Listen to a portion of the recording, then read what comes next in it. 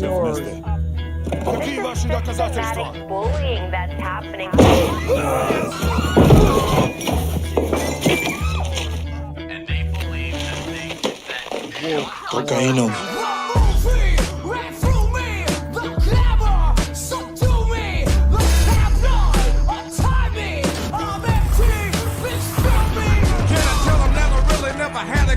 But it's the wax that the Terminator X spun. Now they got me in a cell cause my records ain't sell. Cause a brother like me said, well, it's born like this, immaculate conception. Not transform like this, perform like this, which yells you a new weapon. I don't contemplate, I meditate, then off your head. This that puts against the bed, this that I got realness, I just push, cause it's in my DNA. I got millions, I got riches building in my DNA. I got young, I got evil that rot inside my DNA. I got off, I got trouble, some heart inside my DNA. They seem animalistic is what I mean. No, they're worse than animals. The woke mob, they ruin everything. They stopped Ben Shapiro from going to events and speaking. They stopped Ann Coulter from doing it. I will never surrender even a single inch of ground to a pitchfork mob. You never cave to the mob. We will never bow to the mob. Ever. No matter what. Do you see the final expression of cancel culture in terrorist groups like We'll see who cancels who. They want you to comply. Hello. Hey. Hello. Mike was having Wi-Fi issues, so he Oh, that's what happened. As soon as the broadcast started, I immediately heard him being like, my internet is dropping out. Yeah, I heard his voice after the video went, which you normally can't do. Other stuff was happening. Or Mike. He'll come back. Is that because there's like the military in Oregon? Are they cracking down there too? They're cracking that down on the internet? Yeah. I mean, once that goes, it's all over. But no, today's a happy show. Oh, a happy show. Nice. Trouble in MAGA land. Let's focus on the positive things. Oh, he's back. The positive things like there's a lot of fighting. The rift. There's a lot of infighting. No material action. I will be adding that, but hey, sorry, Mike. I had to restart my computer right before the show launched because it decided to die. But we're back for now. Knock on wood. Yes. How are we doing, everybody? Good, I think. Good. We have a positive show today. I was saying it's about a right-wing rift, and we can ignore all the bad things in the world. It's just positive Positive vibes. Yes. Nothing but positive today, right? No, it's okay. We could talk about real news too. But. Yeah.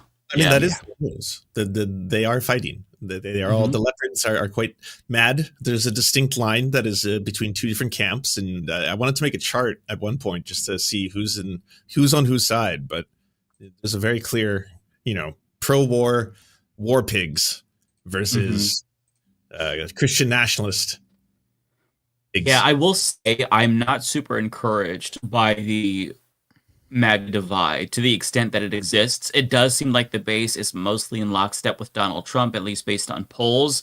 And I will say that even the objectors, the Marjorie Greens, the Tucker Carlsons of the world, they are talking around the elephant in the room. I did a video about this, which is Donald Trump. I mean, this is the individual who you have to make an appeal to, not Mark Levin. So Tucker Carlson will take shots at Mark Levin and call him a warmonger, but he won't say the same about Donald J. Trump, which is a problem. And the only conservatives I've seen that supported Trump that's calling him out directly are Dave Smith, and now I think Candace Owens is the only other one. These are the prominent voices in MAGA.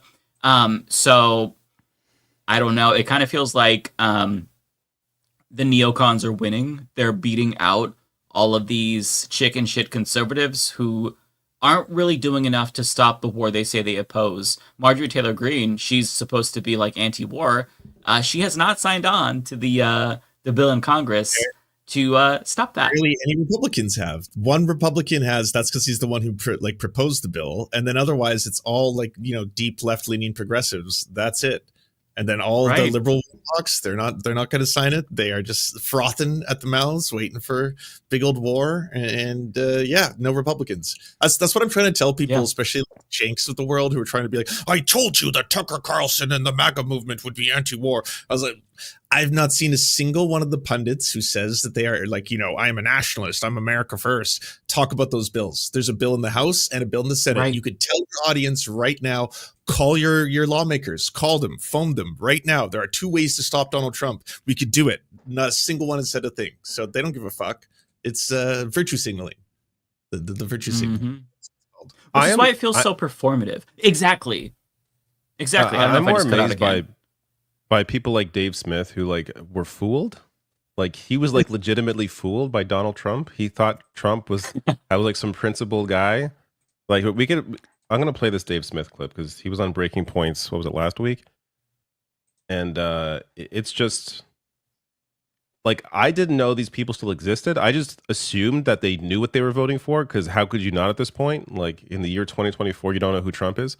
But no, apparently some people were still fooled. Like this clown, though I guess, I don't know, does he deserve credit for now hating Trump? But I don't understand how you were fooled to begin with. 7 that the Pentagon told George W. Bush that we cannot go to war with Iran because we do not have escalation dominance against them, essentially meaning that they can hit all of our bases and embassies in the region, and we are very vulnerable to them. And we've already seen demonstrated since the Israeli attack that the Iranian the missiles that they sent last year toward Israel, as many of us guessed, that wasn't really their best. They were intentionally making an attack that wouldn't really hurt anybody, that wouldn't really lead to a war, which Iran has done over and over again. But now we've pushed them to the point where they probably don't feel that they have the option not to respond. And Donald Trump telling them to come back to the negotiating table now is a joke. I mean, what a impotent leader to be sitting there talking about coming back to the negotiating table. It's like sitting after Pearl Harbor and telling FDR, now's the time to go negotiate with the Japanese. Negotiations are over now. The time for negotiations was before this. And so, Donald Trump, listen, man, I supported him this last year. I apologize for doing so. It was a bad calculation. At the time, it seemed like the right one. But he should be impeached and removed for this one, and not on some not on some ridiculous Nancy Pelosi. Of course, the Congress will never do it because they're all a bunch of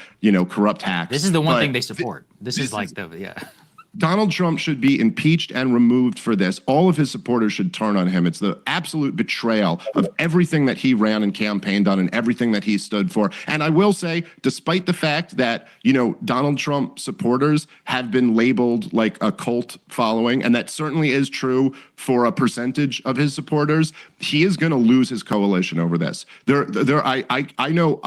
I don't just speak for myself when I say there are a lot of us who simply will not go along with this. So it's just a devastating mistake. By the way, on top of that, he's also going to lose the deportation fight because of this. Because right now he needed all the political capital he could have to turn that, you got a majority support for deportations, but the minority is very mobilized and they're out and they're protesting all around the country. He needed all of his political capital for that move. So here's what we got. The neocons win. More war abroad and, bomb the world and invite the world. No matter who you vote for, you always get John McCain. The I Fell for It Again award. Like, I don't know how you thought Trump was principled in anything. Like, he's just not a predictable he doesn't, it's whatever person is in the room or whatever whim he feels like following today. Like, there's no consistency for anything. It's amazing to me. It's interesting to say this specifically about Iran, because Donald Trump literally threw out Obama's crowning foreign policy achievement, the Iran deal, in his first term. So something like this would happen. And lo and behold, a simple, less than a decade later, Trump is back in office, and oh my God, it's happening. Like, you could claim ignorance, maybe, voting for Trump's first term, but we are now here in the year 2025. You voted in 2024, this is what was going to happen. Only someone who was a political moron didn't see this coming. And, you know, if you want to admit you were wrong, that's great. I appreciate that. But you should just never talk about politics again. You should just stay the fuck away. Thank you. Yeah. Thank you. You should retire from ever mentioning, like, go back to, I guess he's a comedian apparently, like, go back to doing jokes. I was like, yeah, is this even that much of a win? Because it's just one comedian, one right-wing comedian. Oh, I'm not even calling this, I don't think this is a win at all. I just think it's a showcase of how stupid people, like, this guy it's one thing, you know, I still wouldn't excuse the ignorance excuse like now, but this guy can't claim ignorance either because he follows politics closely and he was fooled. Like he's like next level stupid to fall for this garbage again. Remarkable. Like this is why you should not be getting your daily news and political analysis from a fucking comedian. I mean, listen, I think comedians could be extremely smart. There are a number of comedians. Except for us. there are a number of comedians who are. We're the exception. Turn off that Sam Cedar, that Don't comedian. seem to be very bright. Honestly, it's just straight up. I'm sorry. Yeah. In fact, if they're a comedian, I automatically assume that they are stupid. Not all comedians are stupid, but there's a negative connotation just because of the behavior of comedians. Like they are bitch-made whiners who complain about everything. Oh, I'm getting canceled. My joke didn't land. Boo-hoo. It must be that they're too sensitive. Not that I'm a shitty joke writer. They're just, I think comedians, honestly, we have to throw them into the gulag or at least re-educate them at a minimum, mandatorily. Sorry, that's a side tangent. I think comedians should talk about current events. Yeah. But also, they're going to actually weigh in beyond jokes about politics, which is clearly what this guy did. Literally advocating for people to joke. Like, listen, comedians want to go out there and joke about the left and the right, and the point is just funny jokes without any sort of, pushing their audience anywhere. Fine. Okay. But clearly a number of right-wing comedians, such as this guy, did not do that. And they openly advocated and endorsed Donald Trump and told people to vote for him. And here we are. So, I do think it's sort of like, as Mike was saying, like for me, it's sort of a default. I have to assume the comedian doesn't know what the hell he's talking about unless proven otherwise. Someone like Bill Burr, exactly, who like I think is fantastic, and even if I'm sure there are things I disagree with him on, it doesn't matter, or whatever. I think he's a great, especially right now. He understands what's important and what's not important, and he focuses accordingly. Whereas, there aren't many Bill Burrs out there, really. Like, I'm sure there are smaller comedians, but in terms of like his level, like there's not many people at his level who have the proper analysis right now of what is going on and who has the power, who holds the cards. Yeah. Also, Bill Burr didn't tell anyone how to fucking vote. Jimmy Dore actually is one of the other truth tellers. He told the truth about COVID. And some people are going to believe what you're saying right now because you're so I'm just kidding. Please. Yeah, please. I'm just joking, everybody. Yeah. Way ahead of us. I didn't realize Jimmy Dore still counted as comedy. Is it? I don't know. I don't think so. I feel like I make more jokes on my show than Jimmy Dore does. Does he even do YouTube more puns videos? Than Anyways, we are mentioning him too much. Yeah, I actually don't know. Is he alive? I don't know if he's alive. I don't hear about him ever. I don't know what's going on with him. Yeah. It's been better since I've not known what he's been doing. So that's a positive, David. Wanted to start off on some positives. That's a bright spot. There's a big bright spot. Nice. Yeah, that makes me happy. So I want to try to find more clips of in terms of the two camps, I can say the Warhawks seem to be Laura Loomer. Charlie Kirk has his foot in both pies. Definitely Lindsey Graham. He's getting real war horny. Oh, lots of children die. That Lindsey Graham. He's excited for that. He's had an erection for like a week now straight. He's gonna have to check into the hospital soon. This is the first time he's got his little dick hard. Such a sick pervert. Yeah, he's terrible. And then I guess on the other side, the anti-war side, Marjorie Taylor Greene, Candace Owens, for sure. Tim Pool's kind of fencing this one. Yeah, I think he's playing both sides. Oh, pro-war. Steven Crowder. Steven Crowder is pro-war. Okay. Yeah. Got it. You got it on that side. Interesting. Jack Posobiec and Wokenix seems to be pro-Trump, but also America first. Again, kind of fencing there. Half and half. I think a lot of them are trying to tread very lightly because they don't know which way this is going to go. I think that they fear repercussions if they get this wrong and they support a war and it blows up. But at the same time, they have to support Donald Trump. And since they have no principles and they don't actually have, like, they don't care about the outcome or the policy, they're doing this weird tap dance where they're trying to play both sides so they come out on top no matter what. But I hope that their viewers understand that, like, they're showing their true colors. Like, by not taking a side, you are taking a side. And it's bitch made to just not actually care about. I mean, again, they only care about the money, but like, how do you not genuinely have a core belief system if you do political commentary? It's so crazy. Mike loves to put the blame on me and my people. Who are you talking about? Probably me.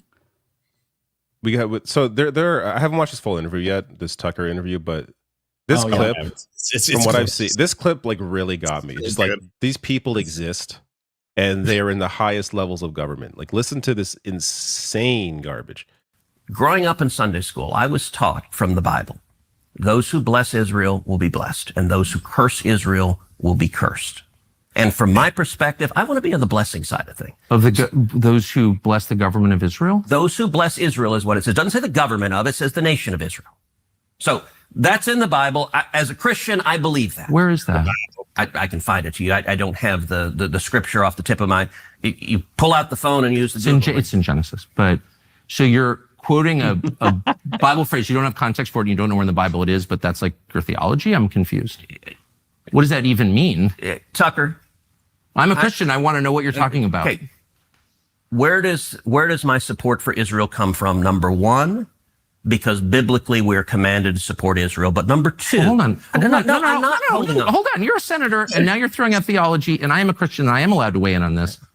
We are commanded as Christians to support the government of Israel? We are commanded to support Israel. And what does that mean, Israel? We're told those who bless Israel will be blessed. But what? Hold on. Define Israel. This is important. Are you kidding? This is a majority Christian country. Define Israel? Do you not know what Israel is? That would be the country you've asked like 49 questions about. So that's what Genesis, that's what God is talking about. The nation of Israel, yes. So is that the current borders, the current leadership? He's talking about the political entity called Israel? He's talking about the nation of Israel. Yeah, nations exist, and he's discussing a nation. A nation was the people of Israel. Is the nation the God's referring to in Genesis, is that the same as the country run by Benjamin Netanyahu right now? Yes. It is. Okay. And by the way, it's not run by Benjamin Netanyahu as a dictator. It's a democratic country that elected... He's the prime... I'm just going to pause there. Like, Ted Cruz brought up the dictator. Like, isn't it like it's like he knows how fucking insane Netanyahu and the Israeli government is. Like, Tucker didn't even have to bring it up. Minister, right? What? But just like, America is the country run by Donald Trump. No, actually, the American people elected Donald Trump. The same principle is there. Silly. I'm talking about the political entity of modern Israel. Yes, and that is you believe Israel. That's what God was talking about in Genesis. I do, but that country's existed since when? For thousands of years. Now, there was a time when it didn't exist, and then it was recreated just over 70 years ago. I'm saying, I think most people understand that line in Genesis to refer to the Jewish people, God's chosen people. That's not what it says. Okay, Israel, but you don't even know where in the Bible it is. So I read the Bible after seeing that clip, and it's Genesis 32:28. It's the name of a man named Jacob. Jacob was the grandson of Abraham, and the quote is, "Your name shall no longer be called Jacob, but now Israel, for you have striven with God and with men and have prevailed." AKA, Jacob's name was transformed to Israel. At that point, he had children. His children were known as the children of Israel. This is the origin of this. This is not the modern nation state of Israel, nor does it have anything to do with it. I only know that because it didn't exist for thousands of years later. But we're talking about a person who got a new name, and that name means one who strives with God. That's it. That's why it's so weird for like a human being or a lawmaker or a fucking state senator to be like. But Lance, the Bible obviously knew the future, that there would be a place called Israel, and then they actually meant it for a place and not a man. And like, it's just Like, I love how like There's no, you can't logic these people. Like they lack. it's completely. hilarious to me that that's like a story in the Bible where it's like, what is the takeaway? Thank you, Jacob. I am now calling you Israel. Oh, thank you, God. Like, what the fuck? That's so weird. The Bible's so idiotic. I swear to God, it was written by a 2-year-old. I saw somebody on Twitter say, I'm going to call myself Israel. And I'll change my name to Israel so I could bomb my neighbors and not get in trouble and have Ted Cruz defend me. Like, it's just so fucking stupid. Like, forget the whole whatever story. To derive your entire politics from the fucking Bible, like, you should not be allowed anywhere near government, let alone, like, your own children. You should be locked away. You need help. Serious help. Yeah, absolutely. That's the terrifying thing. Like, genuinely, I don't think these people are like true believers, fire and brimstone. If that was the case, none of them would covet wealth, right? Like, you're not going to be able to get into the gates of heaven, as a rich man. So they don't genuinely believe that, like, if I do X, Y, and Z, I can destroy the planet so Jesus returns and I can burn everyone. And then the Jews will be asked whether or not they can get into heaven. They're not actually thinking that every day, but that's what they're saying out loud to please a section of their base. Right? Like, Ted Cruz wants to please the Christian nationalists who are like, he's right. It's in the Bible. It's in the Bible. What is in the Bible? What are you referring to? A person's name? Like, it's changed and then he has children? Like, that's so weird. That's the nation's. I just love the whole idea that Iran is evil because it's a theocracy. Right. And my worldview on Israel and Iran is completely formed by my religion. My politics as a sitting senator is formed by the book that my religion believes is God's word, telling us that we must do this, and that is how I'm going to live life and act out my role as a lawmaker. It is incredible to me. It's incredible to me. These guys are fools. We are literally a country run by like how do we, like, honestly, I'm trying to understand, like, how did like, when I grew up, I was raised to, like, not be a bully and treat people with respect, and there are things that I thought all children were taught, so when they grow up they become a fully formed grown adult human being. And now that I am one, and I see how all of that's just out the fucking window. The whole idea that you shouldn't lie, lying is bad, hurting people is bad, bullying is bad, and all I see is everyone is succeeding in life as they become adults through doing these things, becoming the most powerful people on earth. It really makes you think, like, just throw it all the fuck away. Like, what is this? All of Silicon Valley. JD Vance is the first millennial vice president, and he's like a bad 4chan thread, and he just did the worst things in his life, all life, and succeeded. So did the tech bros who just don't jump out of college. You need a university degree to get a good job, get into the working force. And it's like they all dropped out and then got VC money. And they're like, we control your thoughts now. All of them, like all of conversation. It's ours. Whoa, Jesus. Mike dropped out. What happened? Oh no, his internet. They got him. He was offended by all of our shit talking about Christianity. Had to get out of here. Fair enough. I don't know. Like, so what do you think is motivating Trump? Because he's not principled, obviously, but like why does he care to defend Israel? What's in it for him? Like, I get what's in it for the party, but he's someone who is such a personal, like, he cares so much about personal relationships. And it really seems like Netanyahu's just like dog walking him. Like, this guy pulled the chair out for Netanyahu. Like, do they have dirt on him? Like, why is he so willing to? This is like the one person where he will not bow down to, or he will not criticize in any way. He will not go against. Like, he has done everything and more that Netanyahu and the Israeli government have wanted him to do. Like, I don't I don't get what's in this for I don't him. know what you could leak on Trump at this point, though. Like, he's all over the Epstein files. He's like, maybe he's gay. Trump himself has wanted to attack Iran for a very long time. So, if anything, but didn't he have tweets saying like he had a tweet criticizing Obama, like Obama's going to start a war with Iran to win the election or something. Like, he's been all over the map too. He was criticizing Iran no matter what. If Obama went to war with Iran, he would criticize them for that. Iran secured a deal with Iran to make sure they didn't get go after pursue nukes, and he attacked him for that. There was no winning for Obama. Trump would have attacked him either way. But this is actually what Trump wants, and literally. This is what, going back to the video we watched to start the show, everyone who voted against Trump literally knew that was Trump, and except apparently for the very smart people who thought Trump was the peaceful dove out there to save the world. It's just amazing. People, I don't know what to say to these people. Welcome back, Mike. Yes. Are you here for good? Oh, I think he's I think it's not going to work out for Mike tonight. I don't think he even I hears don't know us. what's wrong with my internet. I don't know if you can hear me. I can hear like, yeah, I can hear 10% of what you're saying. Let me try switching computers and see if that makes a difference. I think it's just my internet, but let me try the other computer and I'll be back. All right.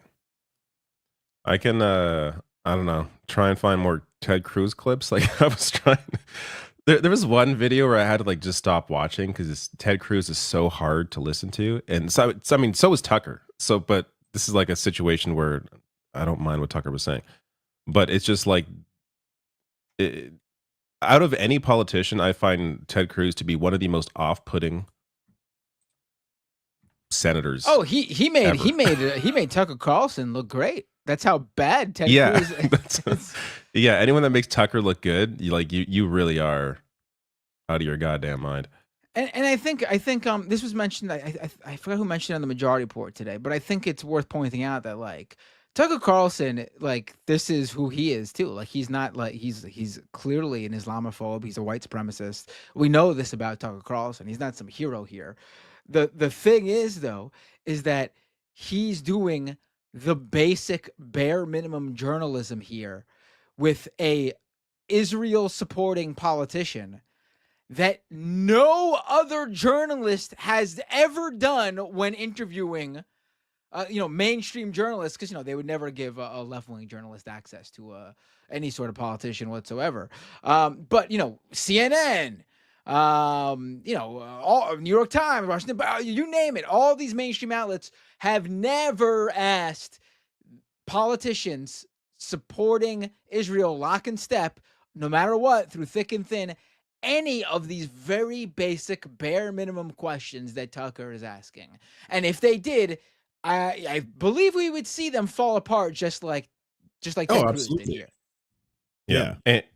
And for me, it's not even just about the question. It's about the attitude. Like, Tucker is treating him with so much what's the word I'm looking for? Just like he contempt. Like, he just does not like I feel like this is how you should treat bullshitting politicians. It's not just about good questions. It's also about making them look like the clowns that they are. Like, he made Ted Cruz like stumble and stutter over like his like, there's the first clip that came out, stumble and stutter over his response for why he's defending Iran, doesn't know anything about the country, yet he wants to destroy the country. Like, just completely made him look like a clown.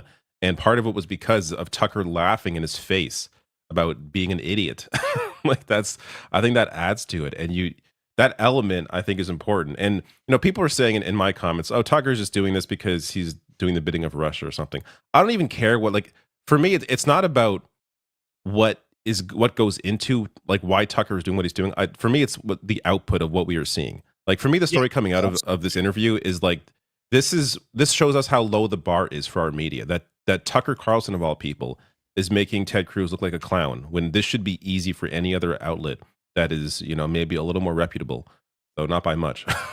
Than it also Tucker shows you Carlson. that Tucker knew his entire career how to do this and chose not to do it intentionally. At any given time, he sat across the most powerful people of the world, world leaders constantly. And if he wants to give them a glowing puff piece, he will. And if he wants to spread them for filth, he can clearly do that too. When it came to I think to David and Matt's point, you're both right in that everything that was coming out from that was absolutely stunning in terms of you don't ever see people ask these kind of questions, let alone get responses, let alone have the logic of them questioned. Why is it that we wouldn't treat any other nation like this, where they are influencing our politics to the tune of hundreds of millions of dollars? They're putting in politicians of their choosing. They're influencing the way that we speak about these topics in media when it concerns our own lives, and billions of dollars and potential wars and all this kind of stuff. Why is it in this one case, it's all of a sudden, it's not America first. It's not, USA, baby. It's we have to support them no matter what they do. So I think this is the clip that I was looking for. Oh, this was great. It's a quick one, but it's so funny. Look, my father was imprisoned and tortured in Cuba. I hate communists. It was actually Batista that tortured my dad. Look, my father was imprisoned and tortured in Oh my God. Whoops. Yeah, what? Maybe it's the other people you should be angry at yourself. I also hate communists, though. Unrelated. It's just remarkable. Wow. I mean, you might want to talk to the dictator. Yeah. I mean, they think their audience is stupid. It's that simple. Yeah, and in that case, I think he's clearly said that line so many times that he started to believe it. And it's the communist faults it is. I want to find the AIPAC. Whoa, clip. New angle. I have no idea if you can hear me. I can hear you. Okay. Maybe it's the computer. I have no idea. Either way. Was it a Windows or a Mac you were using before? It was a Mac. Yeah. It's there goes my theory. Yeah. I was gonna blame it's Windows. a newer one. It's like a 2021 M1 Mac. Really? It's the cheapest one, but it's still new. That's what I have. Yeah. Bizarre. It's the blue one. I don't know what model that is, but it's blue. When they release their colors or whatever. But yeah, sorry. And we could do one more clip here. So I've never taken money from the Israel lobby. Have you? Taken money from the Israel... From AIPAC. So AIPAC raises a lot of money for me, but it's actually a misnomer because the people who raise money are individuals. Right. So it's not the PAC itself, but they're individual members who believe in the American-Israeli friendship and relationship. Is AIPAC a foreign lobby? No, it's an American lobby. It's the AIPAC stands for the America-Israeli Political Action Committee. What does it lobby for? So, to be honest, not a whole lot effectively. Listen, I came into Congress 13 years ago with the stated intention of being the leading defender of Israel in the United States Senate. Great. And I've worked every day to do that. AIPAC, a lot of times, AIPAC, I wish were much more effective. There are folks online who are in the fever swamp of terrified of AIPAC, and AIPAC... I'm not terrified of AIPAC at all. You're the one who seems a little uncomfortable when I'm asking. No, not uncomfortable at all. I'm just asking what AIPAC does. My understanding, having known a lot of people who work at AIPAC, is that it lobbies on behalf of the Israeli government. Wrong. Oh, okay. It's when was the last time AIPAC took a position that deviated from Prime Minister Netanyahu? All the time. Name one. Okay. Let me go back and give a little history. If you want to do a deep dive on AIPAC, I don't. I want to do a shallow dive that gets. No. I want to get to the core question. AIPAC is lobbying for a foreign government, and I don't. It's not. It's lobbying for the United States. It is lobbying for a strong U.S.-Israeli relationship. Okay. So it's not has nothing to do with the foreign government. It wants America and Israel to be closely allied. Okay, but it's lobbying on behalf of the interests of another country. So that's not true at all. And if you, not true. No. How much contact do you think AIPAC leaders have with the government of Israel? No idea. I imagine some. I think the government of Israel is often frustrated with AIPAC because AIPAC is not nearly strong enough. Do you think there's any coordination between the government of Israel and AIPAC? Do they talk? Sure. If you're lobbying for more U.S.-Mexico trade, would you talk to people in the U.S. and Mexico and the government? Sure. So I'm not mad about that. There are a million countries that lobby Washington. I like a lot of those countries, including Israel. But AIPAC are Americans. They're not Israelis. Hold on. There are tons of Americans who lobby on behalf of foreign governments. I know them. I'm related to some of them. I know how it works. I'm from here. So my question is not, is it outrageous that foreign governments lobby the United States? They all do, okay, including Israel. My only question is, why don't we admit that is what's happening? You're denying it, but it's true. Yeah, and why aren't they registered as a foreign lobby? Because they're not. What stands out to me, apart from Cruz, there is just Tucker's attitude towards Ted Cruz is so great. Like, this is more journalists need to be dicks. Like, that's why Tucker is so good in this interview, because he's an asshole. And he's being an asshole, right? Yeah. He's usually an asshole for bad. Here he's an asshole for good. But like, that quality in a journalist and someone talking to a politician, interviewing a politician, is such a rare quality to have. At least I should say used in the way that Tucker's using it there, because a lot of them are assholes, but they don't often use it against other powerful people. But using it in that way is so effective. And look like how sad Ted Cruz looks. He's just like tying his own noose and he can't get out of it. I don't know if when I was gone, you played the clip of them arguing about anti-Semitism, but later on at a different portion, I watched more of this, not all of it, but Ted Cruz called Tucker Carlson anti-Semitic because he was seemingly play obsessed. that one. No, play the clip. Play the clip. Well, I don't know. I don't play the clip. I don't know where it is. I wasn't. I don't know if there's a clip. I watched it from the full thing. You can find it easily. No, we can find it. Yeah. Feline. He called him anti-Semitic, yeah, and then Tucker retorted by calling him a feline. And Ted Cruz said, "You seem obsessed with Israel," and Tucker Carlson was like, "You're the one who said that you ran for Congress to bolster Israel." Or it was something like that. I'm paraphrasing, but it was very funny because for the first time ever, Tucker Carlson actually tried to do a thing called I think oppositional journalism, and it worked really well. He got probably lots and lots of views and clicks. And after this, Randy Fine, who's another bloodthirsty neocon Republican who supports genocide and called for nuking Gaza, canceled his appearance reportedly because AIPAC and other Republicans thought that he wasn't going to be prepared to deal with Tucker's minimal pushback. Like, he's not trying super hard to own him or put him into gotchas. He's just asking so many questions. But if you have no core and you're just full of shit, you're going to get backed into a corner. So watching that was amazing. I think this is the one. I'm guessing based on the quote. Yeah. Okay. Yeah. Yep. It's interesting you're trying to derail my questions by calling me an anti-Semite, which you are. I did not. Of course you are. And rather than be honorable enough to say it right to my face, you are in a sleazy feline way implying it, or just asking questions about the Jews. I'm not asking questions about the Jews.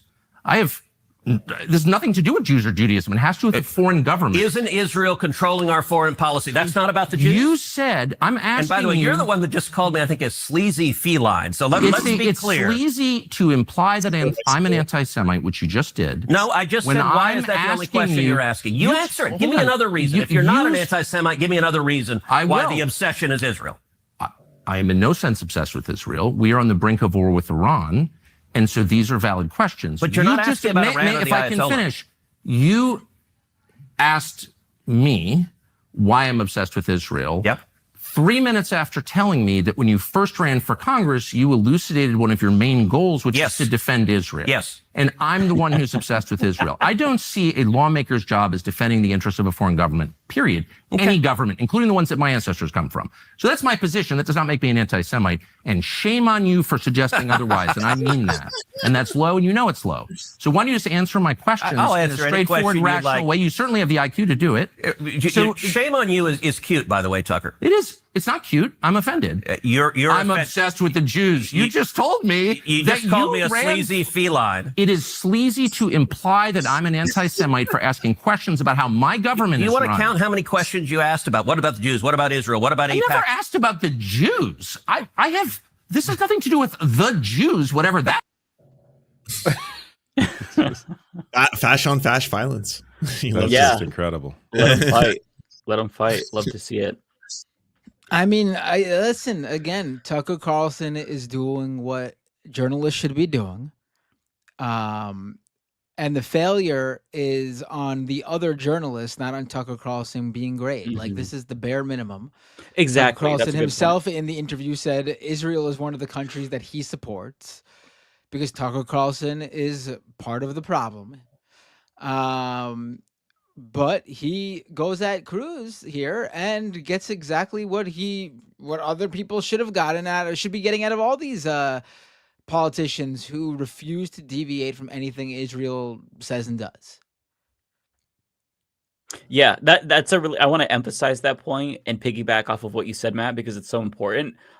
It feels gross to watch an interview featuring Tucker Carlson and like low key root for him. But the problem is not that Tucker Carlson is good. It's that like this is such a bare minimum thing. Like they're threatening to go to war with another country. The fact that there's not more opposition from media is really frustrating to me. Fox News has been just like nothing but nonstop bloodthirsty warmongering. But if you watch CNN, for example, they're not as bad, but they've brought on Yoav Gallant. Why are we getting the advice of Yoav Gallant? This is somebody who's wanted by the International Criminal Court for crimes against humanity. Why do we need his expertise? Why do we need him to tell Americans that they have an obligation to go to war on Israel's behalf? So like just doing the bare minimum, asking questions that challenge their beliefs. This is what should be the standard. But the fact that we're so deprived of this that we have to root for fucking Tucker Carlson shows you how bad the state of media is. I've also seen Netanyahu interviewed on several networks. ABC, he was on ABC News recently. Now, I didn't watch the whole interview, but I'm going to assume that they did not introduce him as the ICC arrest warrant haver. Netanyahu's now on our show, and we're going to interview him. Like, I guarantee that wasn't brought up, though I could be wrong, but I would be surprised if they brought that up. Like, anytime he's mentioned in any news article, they should always mention that these people, Netanyahu has an arrest warrant, like for war crimes. Like, this is. Anytime they are brought up in any context, in any story about this, that should be mentioned, because without that context, you may be, inclined to think a certain way that does not comport to reality. Also, Tucker apologized already, just so everyone knows. Oh, apparently. That's right. He called Trump to be like, "I'm sorry, Daddy. I reaffirm my commitment to the great and glorious Project 2025." Yeah. Did he apologize online, or just Trump said he apologized? Trump said he apologized. I don't. Okay, maybe he did, but it's Trump. Like, no. But David, conversations that I thought the same thing as you did. But the fact that Tucker Carlson has not come out to say that this is bullshit kind of leads me to believe that maybe it's true, because it's embarrassing. Like, you have Tucker Carlson going on this tirade against war, supposedly this principled opposition to war, and you're apologizing to the president who's threatening to get us into a war.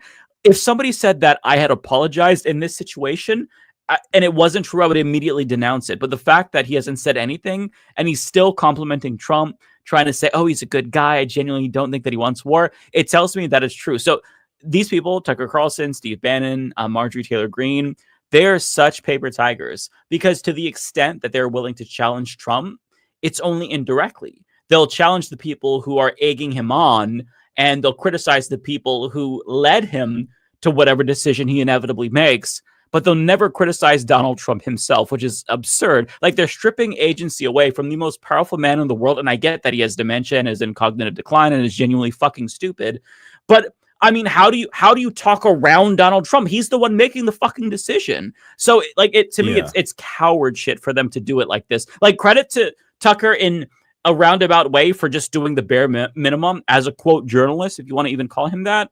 But at the same time, he very clearly isn't committed to fucking war, stopping war. Like, if this were Bernie Sanders and he were president and we all voted for him saying Bernie wanted to stop wars, do you not think we would all like be attacking the shit out of Bernie Sanders right now in this same predicament? Of course we would. Did he sign on to some act that could limit his war powers? Like, they could do that right now, right? Like, any of them could recommend that 2 bills get signed by Republican lawmakers. They're not saying shit.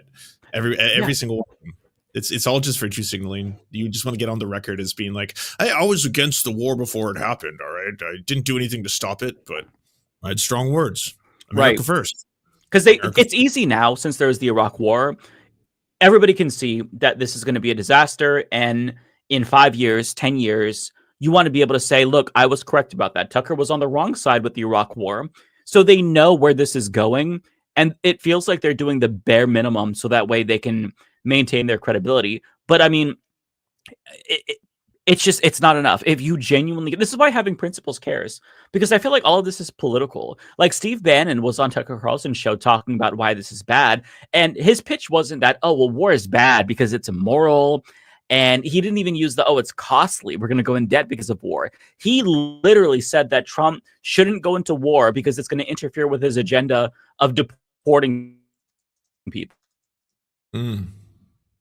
That is good and a priority to war. Like, these people are still sick, right? This is why you can never, like, even though Tucker Carlson is getting a lot of hype for this, or at least at a minimum, people are tuning in because they're curious, understand that these people are not your allies and never will be, because they are fundamentally opposed to every single thing that you stand for. And they are coincidentally on the same side of us, but not fighting as hard as they could be, as we are, to stop a war. Because if I had access to the fucking president, I would be calling him. I would be nagging him constantly. I would be doing whatever I could with my access and my giant platform to stop this. Like, he's not tuning into the Rational National or Humanist Report or Lance or Matt Bitt. He's not watching us. So it doesn't matter what the fuck we say. We're farting in the wind. So if you have that influence, use it. And they're not using it enough.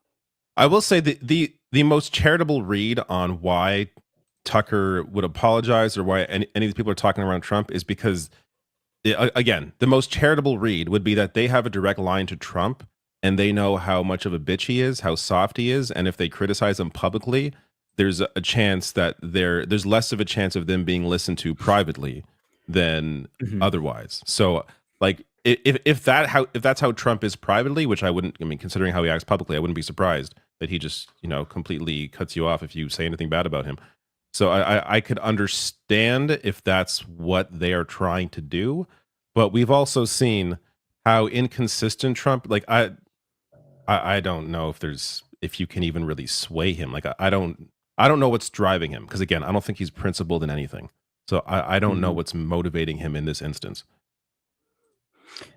Yeah. I mean, look, I'm for a carrot and stick approach. Use whatever works. But it's very clearly the case that the carrot approach and the flattery approach by the neocons is working.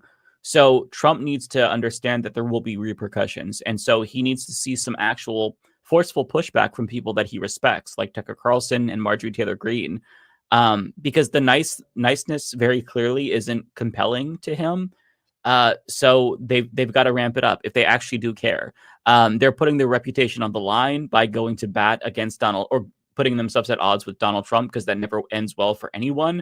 But at the same time, do you care about stopping a war? Do you not care about stopping the war? They don't care that much about they're against it, but it's mostly like on grounds of the deficit will go up and it'll add to the debt. They don't actually care about the human beings that will suffer, because these are people who thrive on suffering. They support mass deportation. They're jerking off to all these ICE raids. So it's why you can't put too much faith into these people, because even though the MAGA diehards who theoretically are anti-war and should be influential on Donald Trump, he doesn't give a fuck about them, because he knows that, to the extent that they criticize him, it'll be minimal and they'll always apologize and they'll start sucking him off like a day later if he pisses them off. It doesn't matter. So there's no hope. People like Cenk Uygur have been thoroughly discredited on this particular subject.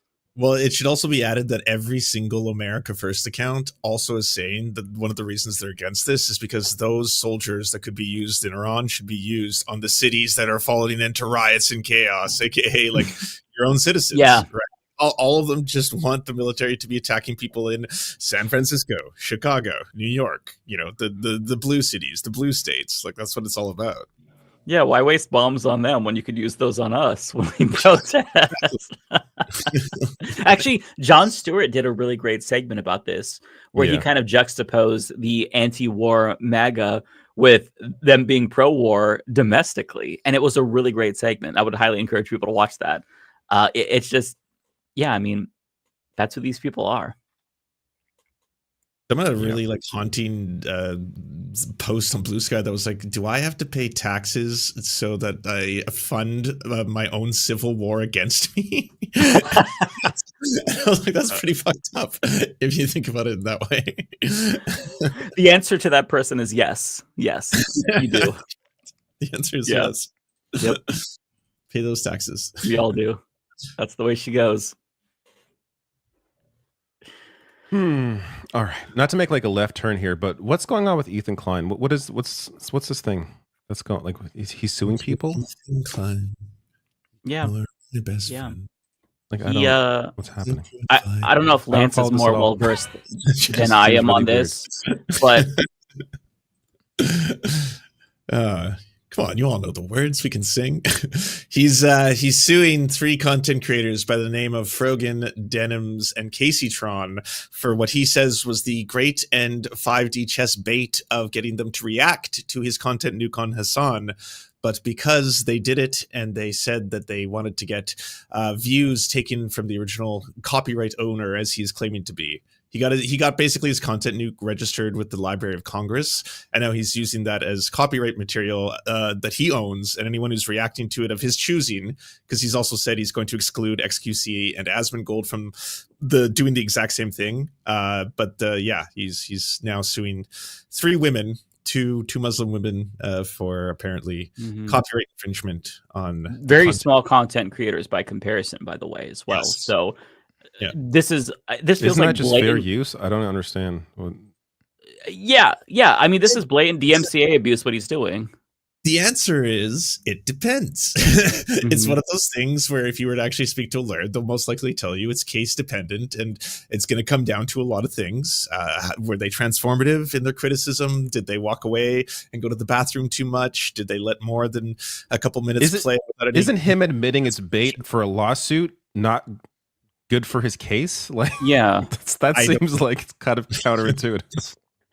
You would think so, we don't right? talk about this if you guys are afraid of him, but like, I'm not at all, because I just covered this in my own chat. Sent me a clip where a year ago he on his own stream said, "I am waiving IP and copyright for people who want to use me or my material, including the H3H podcast or anything starring me."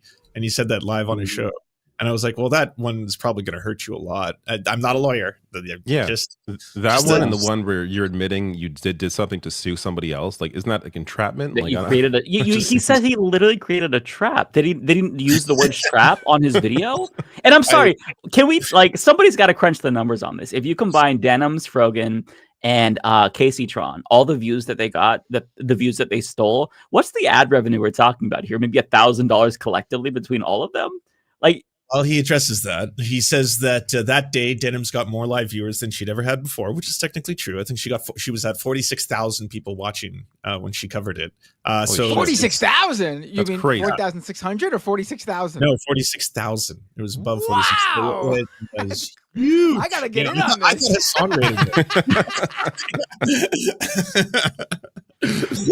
Ethan, sue me! Sue me! It is amazing to me the interest in like this. Like, I really have, like, my only experience with like Ethan Klein is when him and Hassan had that show. Like, that's, I watched that. I thought that was interesting, and then like I don't like when I see his like live viewership, it's like at like tens of thousands, whatever the hell it is now. Like, I'm just like, why are people watching this? Like, it's just why are people watching him? He's just like a drama queen. Like, I don't understand. Like, it's so weird to me. It's just drama, me. I used to watch him. I used to really enjoy his show because it was like kind of like low stakes comedy. They talk about politics once in a while. He'd debate right-wing grifters like Ollie London here and there. He had a show with Hassan and whatnot. I liked him before that. I was watching since the Vape Nation days. But now, I mean, maybe it's just because I'm seeing the clips, so I'm not getting the full picture. But who wants to watch somebody complain about how the internet is being mean to them? Like, we all have experience with this. People have reacted to Leftist Mafia streams, and they've uploaded it and monetized it. That's the way. That's the way it. We're suing. played. Yeah, this is the dude who got famous on YouTube because of his Finally, we can videos. make some money off these streams. It's crazy. Yeah, Mike, I was watching The Legal Eagle, and he'll actually be referenced most likely in, this is my own speculation, but he'll most likely be referenced as a case study for them in court for his previous lawsuit. In the case of the defense, like Denims, Right. Frogan, they will be referencing the Oh my Ethan God. Klein lawsuit where he won, because you have to. It's one of the most commonly cited references when it comes to fair use and dealing with YouTube videos specifically. Yeah. The father of fair use is now trying to kill fair use on the internet. Like, what a world we live in. That's insane. Holy shit. Like, the audacity of somebody to try to use your millions and millions of wealth to bankrupt 3 smaller creators. I mean, Denims is relatively big. I'm not super familiar with the other one with Casey Tron. They're all smaller than compared to him. By a monstrously huge amount. Right. So, and like, for someone who's now trying to rebrand himself as like, I'm a feminist and stuff like that, like you're specifically targeting 3 women who, in this case, I'm assuming won't be as financially able to just draw this out in court for years, right? Mm-hmm. Like, Dennis already launch a GoFundMe for this. Mm-hmm. Yeah, they all should launch GoFundMes for it. At the end of his video, I watched most of his video that he uploaded. I saw clips online, but I watched the full thing. At the very end, he like encourages people to donate to their GoFundMe so that way they have more money for him to take. He says something to that effect. And then he brings and people who are calling me a hypocrite for having defended this in the opposite direction. I don't care. Yeah, he's kind of just owning the villain narrative. I think that Gremlo put it best when he said that Ethan Klein has kind of become the Alan Dershowitz of the internet, where he just like doesn't care that he's the villain. He doesn't care that he is a narcissist. It's just it's just very petty bullshit. And I don't know. It's gross. The bathroom point that he made about, Hassan getting up and going to the bathroom and these creators going to the bathroom. I'm sorry, but like, these are people who are streaming for hours at a time. How is that different than like if David or I put like a 2-minute clip in our videos that we do? Just because it's streaming, it's different. Like I could be pissing during that time. You don't know. It's so strange. Know. It's like full screen. Fair use is so subjective. You know what I mean? Like you can't just say that they're stealing content because they get up to go to the bathroom. And listen, it depends on how well you react. Sure, some people abuse the system, but for the most part, like whenever somebody reacts to one of my videos, I get a boost. It's good. Like people who wouldn't otherwise see my content, and I appreciate that. If Hassan were to react to my video, I don't give a fuck if he's taking a shit while it's on. Like people are getting exposure. Like when Lance reacts to it, and when Denims react, like she'll upload videos of her reacting to my content. I like it because I want people to know about my content. It's like a free advertisement. So it makes no fucking sense to me that he's like, no, you're stealing money from me. And I don't think that he's doing this in good faith. I think it's bad faith. As he said, it was a trap. He just wants to fuck these people who've been criticizing him. So I think that's what it's about. But it's so sad because honestly, like again, I was a fan of Ethan Klein, and so I feel so stupid that I supported somebody who's this evil. I should have seen the signs. There should have been some signs that this man was this fucking diabolical, and I missed them. I mean, putting aside the early days when he would say terrible things, but like I became a fan mostly like his podcast era. I still watch the React content, but in the podcast era, I thought it was better, and I liked it. But I should have known because I look fucking dumb now. I think the funniest defense that has been thrown, or I guess the funniest accusation, is the weed one, where Casey Tron is like, she smokes a ton of weed. And I don't know if you know this, David, but his argument is that she's too high to transform the content because she doesn't know where she is. That's the argument. And to be totally fair, in the clips that he picks up, she straight up's like, I have no idea what's going on.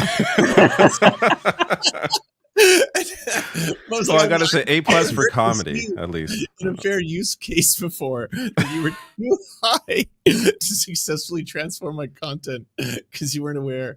I love that part. I hope that one sees a judge. I hope a judge gets to read that.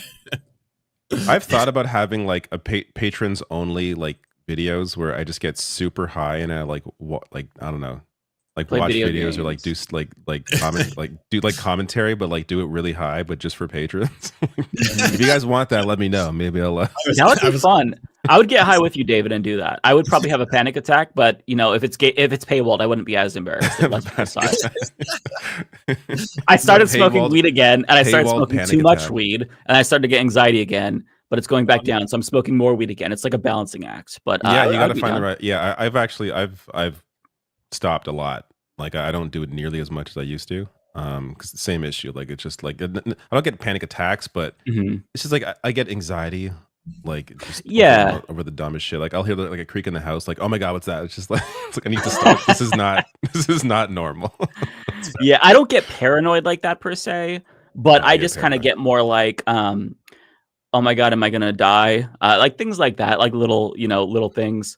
Little things like that. Am I gonna die? Little things like that. It's common. It's common. But yeah, I was basically like waking and baking. I was like, because it was helping me with the news cycle. It was really good for me, but then I kind of overdid it, but I'm going to get back to that again. Just have to work up my tolerance, because my tolerance, I built it up too much and then overdid it. I'm like the prime example of the propaganda in the 90s where like, it's going to make you so lazy. It absolutely makes me lazy. Like if I get high the night before, like the day after, that whole day, I'm less productive. I don't want to admit it, but I definitely am. Like I'm really? Less, See, it doesn't have that effect on me. It makes me hungry, but I don't feel like I'm lazy. If anything, I feel more motivated because things are more enjoyable to me. Like without it, it's like, okay, I could watch TV, but it's 50% less enjoyable. I could play video games, it's 50% less enjoyable. Listen to music, same thing. But if I do it on weed, then it's like, oh my God.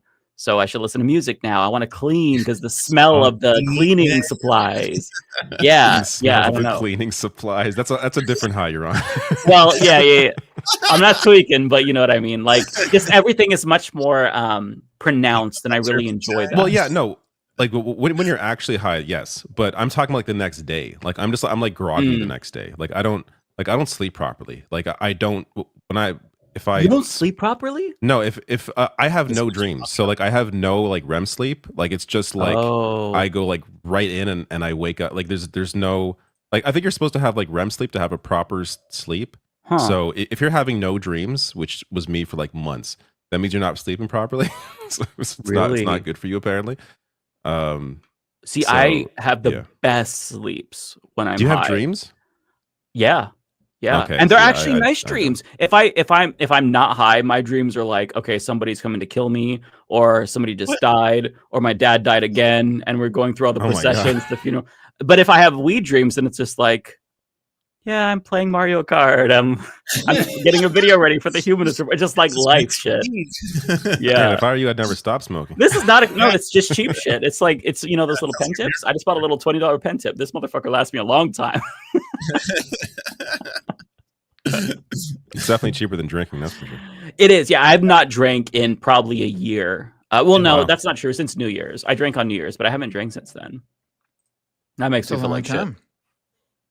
Yeah, it just makes me feel like shit. And Are you flexing, Binder? Or are you like, I never drink or something? Yeah, I am a little bit. He doesn't do anything. He has 3 kids. He can't afford to do anything. I would love to try so many other drugs, but I'm too paranoid.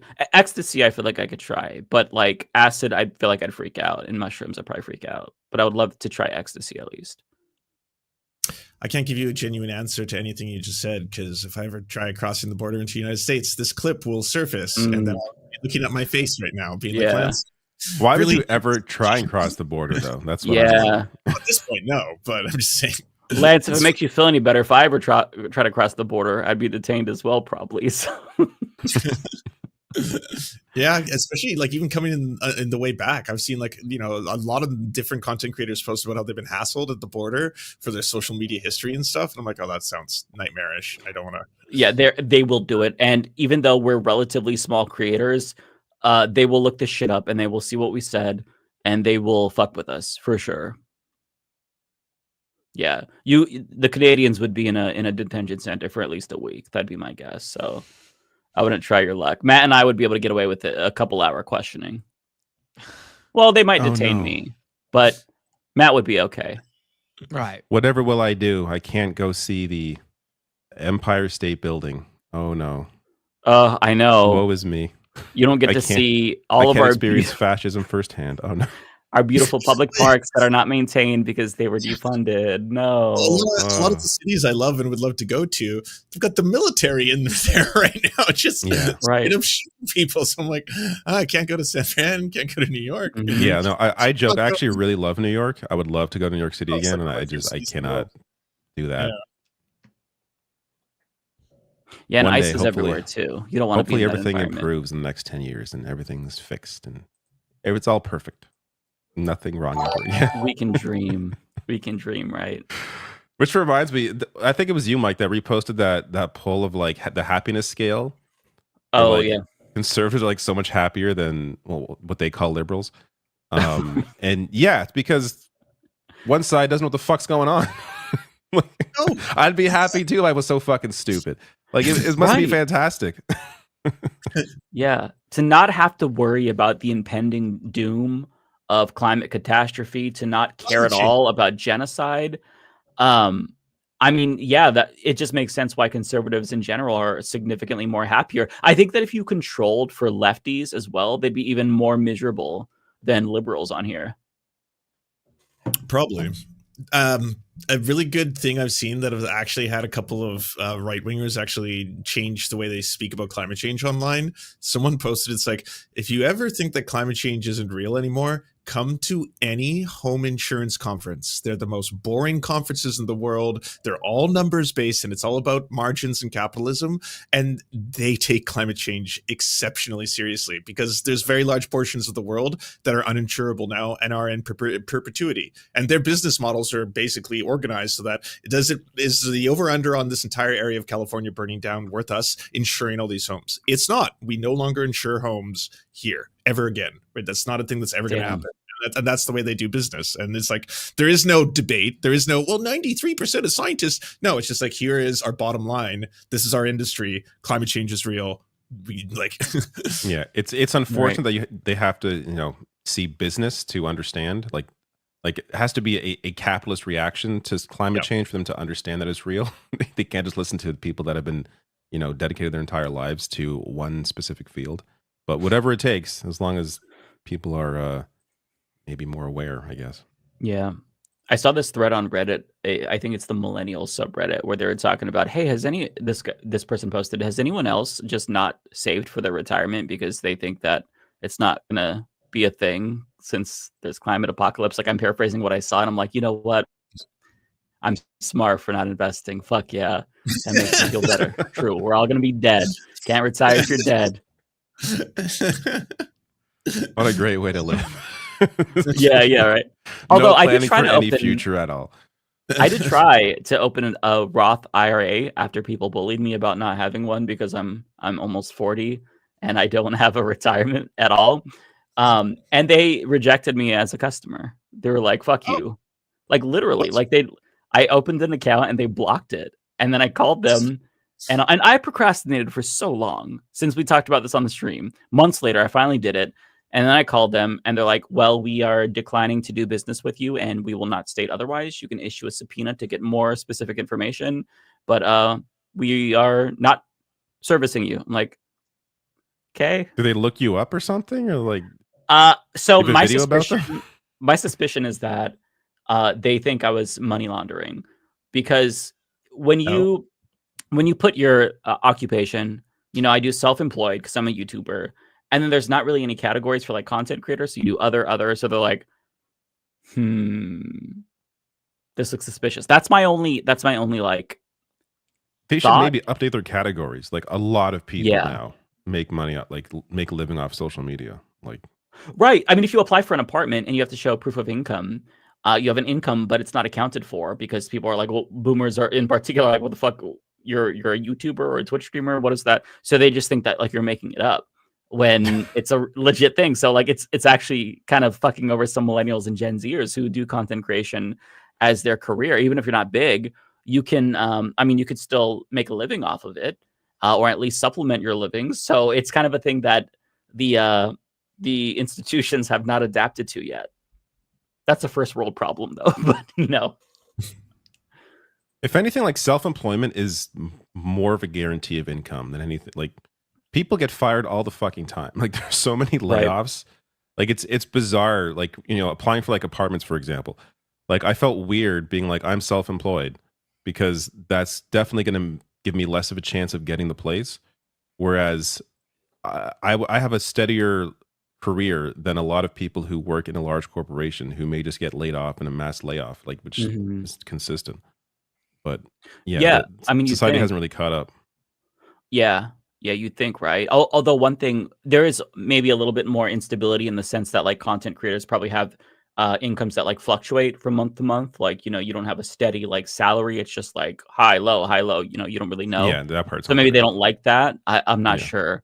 Either way, somebody says I was debanked like Kanye. Yes, I was. They hate me. It's the anti-left bias. It's now Yay Yay. He changed his name again. Oh, did he? Okay. Okay. Well, I will still be dead naming him and calling him Kanye. So appreciate his input, though. Someone says David has a weird perception of employment. I was laid off from the same place like three times. So that maybe that's why. I was laid off by a big corporation 3 times. How like laid off, hired back, laid off, hired back, laid off. So yeah, maybe I have a weird perception of employment, but that's just my experience. Yeah, that'll do it. Why'd you go back? What? Why'd you go back? I needed money. Classic. I needed a job. That'll get you. Yeah. Yeah. There it is. And it was like one of these things where it's like, oh, they you know, to make the quarter, they got to lay off a bunch of people, so they make the quarter, like, and then they hire them back. It's just like a stupid companies, all because of the way the system works. I swear to God. So there was a story, not really a story, just something that came across my radar. Let me see if I can find it really quick, because it's Pride Month, and I feel like we have to at least touch on the other celebration taking place, if not Pride directly. Give me a second. Okay. So let me share my screen. For those who did not know and who were not partaking in the celebration, it's also Heterosexual Awareness Month. Let me bring it in. Sorry. About time. And what makes this so funny is the person who is the face of heterosexual awareness. It won't let me bring it in. Why is it's slowly coming in? I see. Is it? But it won't let me. Should I hit add to stage? Yeah. There you go. Oh, you know why? Sorry, mine's up. That's why. Okay. Oh, okay. There we go. Okay. So yeah, this is the. Gotta be honest, not who I was expecting. So announcing Ian Carroll to speak at Heterosexual Awesomeness Fest at 2025. Join us on June 20th through the 21st for the Free Fest downtown Boise. In front of the Capitol building, one of our ambassadors, Ian Carroll, will be speaking live from the main stage. More details will be announced next week. When I say that the amount of dick sucking taking place at this event will be monumental, I am not joking about this. And I'm going to homo-vestigate a little bit here. If you'll indulge me, it's Pride. I can do what I want. So there was an interview with the guy who set this up, and he's wearing it's like Wait, a straight, play it. I gotta see. He's wearing a straight Pride shirt, and then listen to him talk. This motherfucker is Lindsey Graham's like long lost cousin or something. Hang on. Okay. Oh, make America straight again. Okay. So I'm just gonna play so you can just listen to this shit. Okay. Tell me what you all think without my input. If I didn't already spoil it. State, for Old State Saloon, we call it Old. I'm answering the phone. I'm like Old Straight Saloon, but for this month last year, we were looking at this month, and I'm just like, what can we do just to like celebrate something else besides Pride? And I was like, well, heterosexuality is awesome. So heterosexual awesomeness is the Nobody, no homo, bro. Nobody that's heterosexual talks like that about heterosexual. Like, what? That is some next level, like, just like projection. Like, I don't. What would you categorize this as? Like, it's. Why did he? I want to make sure it didn't freeze. Can you just rewind it a little bit for a second and play it again? I'm already crying laughing. This is like so fucking funny. I live for this kind of shit. I was like, well, heterosexuality is awesome. So, sweetie, I told my girls heterosexuality is awesome. I'm like, oh my god, like I'm sorry. I'm like, who are you fooling, man? Come on, who are you fooling? Heterosexual awesomeness is the phrase that we use. So heterosexual awesomeness month, and we decided we were going to give away a free beer on Mondays for breeders. Oh, hell yeah. Like we call beers for breeders. Oh, yeah, those are it's a free beer like for a heterosexual male who's dressed like a heterosexual male, and that's what does that even mean? Yeah. All right. Is that how you dress like it? I feel bad I didn't bring this. Is that how you dress like it? Costumes, boys. See how ready you are. And he's so gay, he uses gay lingo like breeders. How many straight people do you hear use breeders? It's the homos that use breeders. Like, what the fuck? I'm sorry. Like, okay, I'm not gonna make that joke. It's terrible. But like, let me just emphasize: this is not a straight male. Okay, if that wasn't already obvious, this is perhaps one of the gayest males. Not just the 6 on the Kinsey scale. He breaks the Kinsey scale. He is exclusively attracted to men, and he probably engaged in intercourse with a man before doing this podcast. That's how gay this individual is. Thank you. I'm gonna have a pile over here. Yes, you will. And then we have Tuesdays. Is this year it's called Teton Tuesdays, and that's kind of a nod to the female figure. I love female figures, guys. It's so sexy. Deal, which is heterosexual couples get 15% off. So we did all that. God, whenever I think about coochies, I get so erect. Right, guys? Boobs are great, right, fellas? Like, stop. Brother, you're making it worse the more you fucking talk. I swear to God. This is not how you stay in the closet. God. Like, I almost feel bad for him. Haven't tried. And everybody covered it all over the place. And because the line it's skipping. I think it's skipping because of Mike.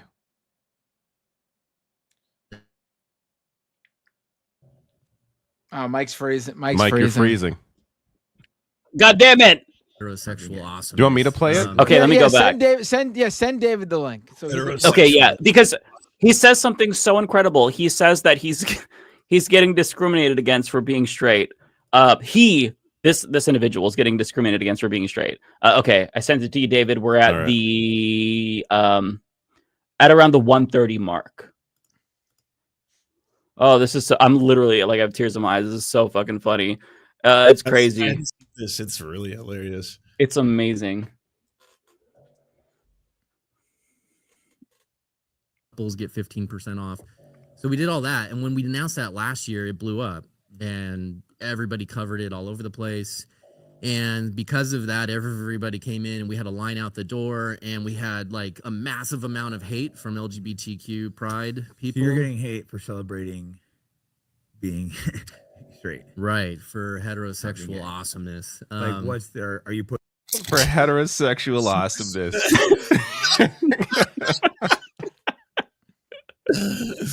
What? I want that on a sound drop. Like, I got it.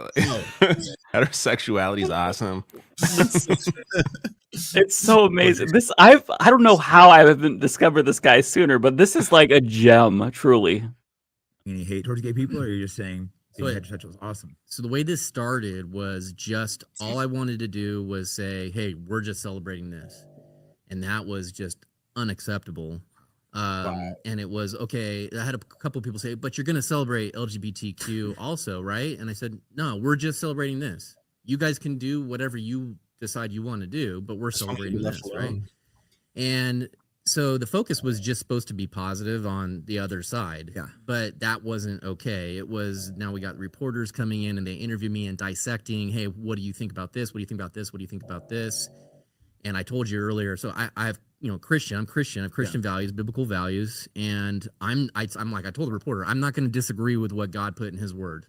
And in His Word, this is a sinful activity. Not that there's not a bazillion other sinful activities, right? And we're all in that same boat because we're all sinners, myself included. But that's the thing is like, we just don't want to have to celebrate something that I don't believe is God's design for sexuality. He got kind of straight. Can I just point out? No, but it is interesting that he said. It is interesting that he said, "Listen, I'm not going to celebrate it. It's a sin, but we're all sinners, myself included." I mean, I think he's telling you right there. Who amongst us doesn't sin a couple times a day? Listen, I'm not going to celebrate that I'm a sinner, but I am a sinner. Once he brought up religion, it was like, okay, that's why he's like this. He's suppressing it. That's why. Okay. He's been fighting them demons and losing for a very, very long time. Emphasis on the losing. He's been losing very badly to the demons. The big gay demon has absolutely won. And it's adorable that he thinks that he's fooling people with the Make America Straight Again shirt. Like, I want to get one of those. I don't want to give them money, but I would like to get a shirt that says Make America Straight Again. What is on the shirt though? I can't even make America. Like, what is under the? Straight again. Is it that? No, It's like the male female symbols. Oh, that's such a very yeah. hero. Yeah, if he was actually serious about heterosexuality, he wouldn't be afraid to put a giant vagina and a penis on the shirt, but he had to go for the beta male version.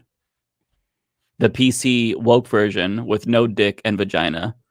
Shameful. Also, like, Make America Straight Again implies that you're trying to change gay people back to straight, which says something about his mind as opposed to anything else. Right. Right. Like, you're not flipping them. It doesn't work like that. You can be tempted. What does that say? I feel like this dude will meet up with a guy on Grindr, suck him off, and then be like, "Hey, have you ever thought about if this is wrong?" And then like read the Bible to him and try to convert him after he has post-nut clarity. Like, I don't know. I feel like that's the life he's living. It's a very specific example. I just feel like you like, listen, all throughout my life, there's been these people, Ted Haggard, like so many of them that are so loud, and the ones who are the most flamboyantly heterosexual are the biggest fags ever, like on the planet. Yeah. So like this guy it's so funny. It's so funny. I haven't actually. I should look at his timeline to see if he's posted anything else. So he's the owner of the Old State Saloon. Don't want to know what goes on back there. The Old State Saloon? Where in Idaho? I don't know. I mean, what is listen, if anyone lives in Idaho, nothing against you, but like, if your big event is happening in Idaho, it's not a big event. I'm sorry. It's because it's called Boise. Yeah, that's why. He does have interviews on his. David, I can send you the link. There's interviews on his Twitter where he talks to a Satanist. He also talks to other people who are pro-pride. I don't know if there's any good content here, but if you want to see more, I personally am very invested in his content.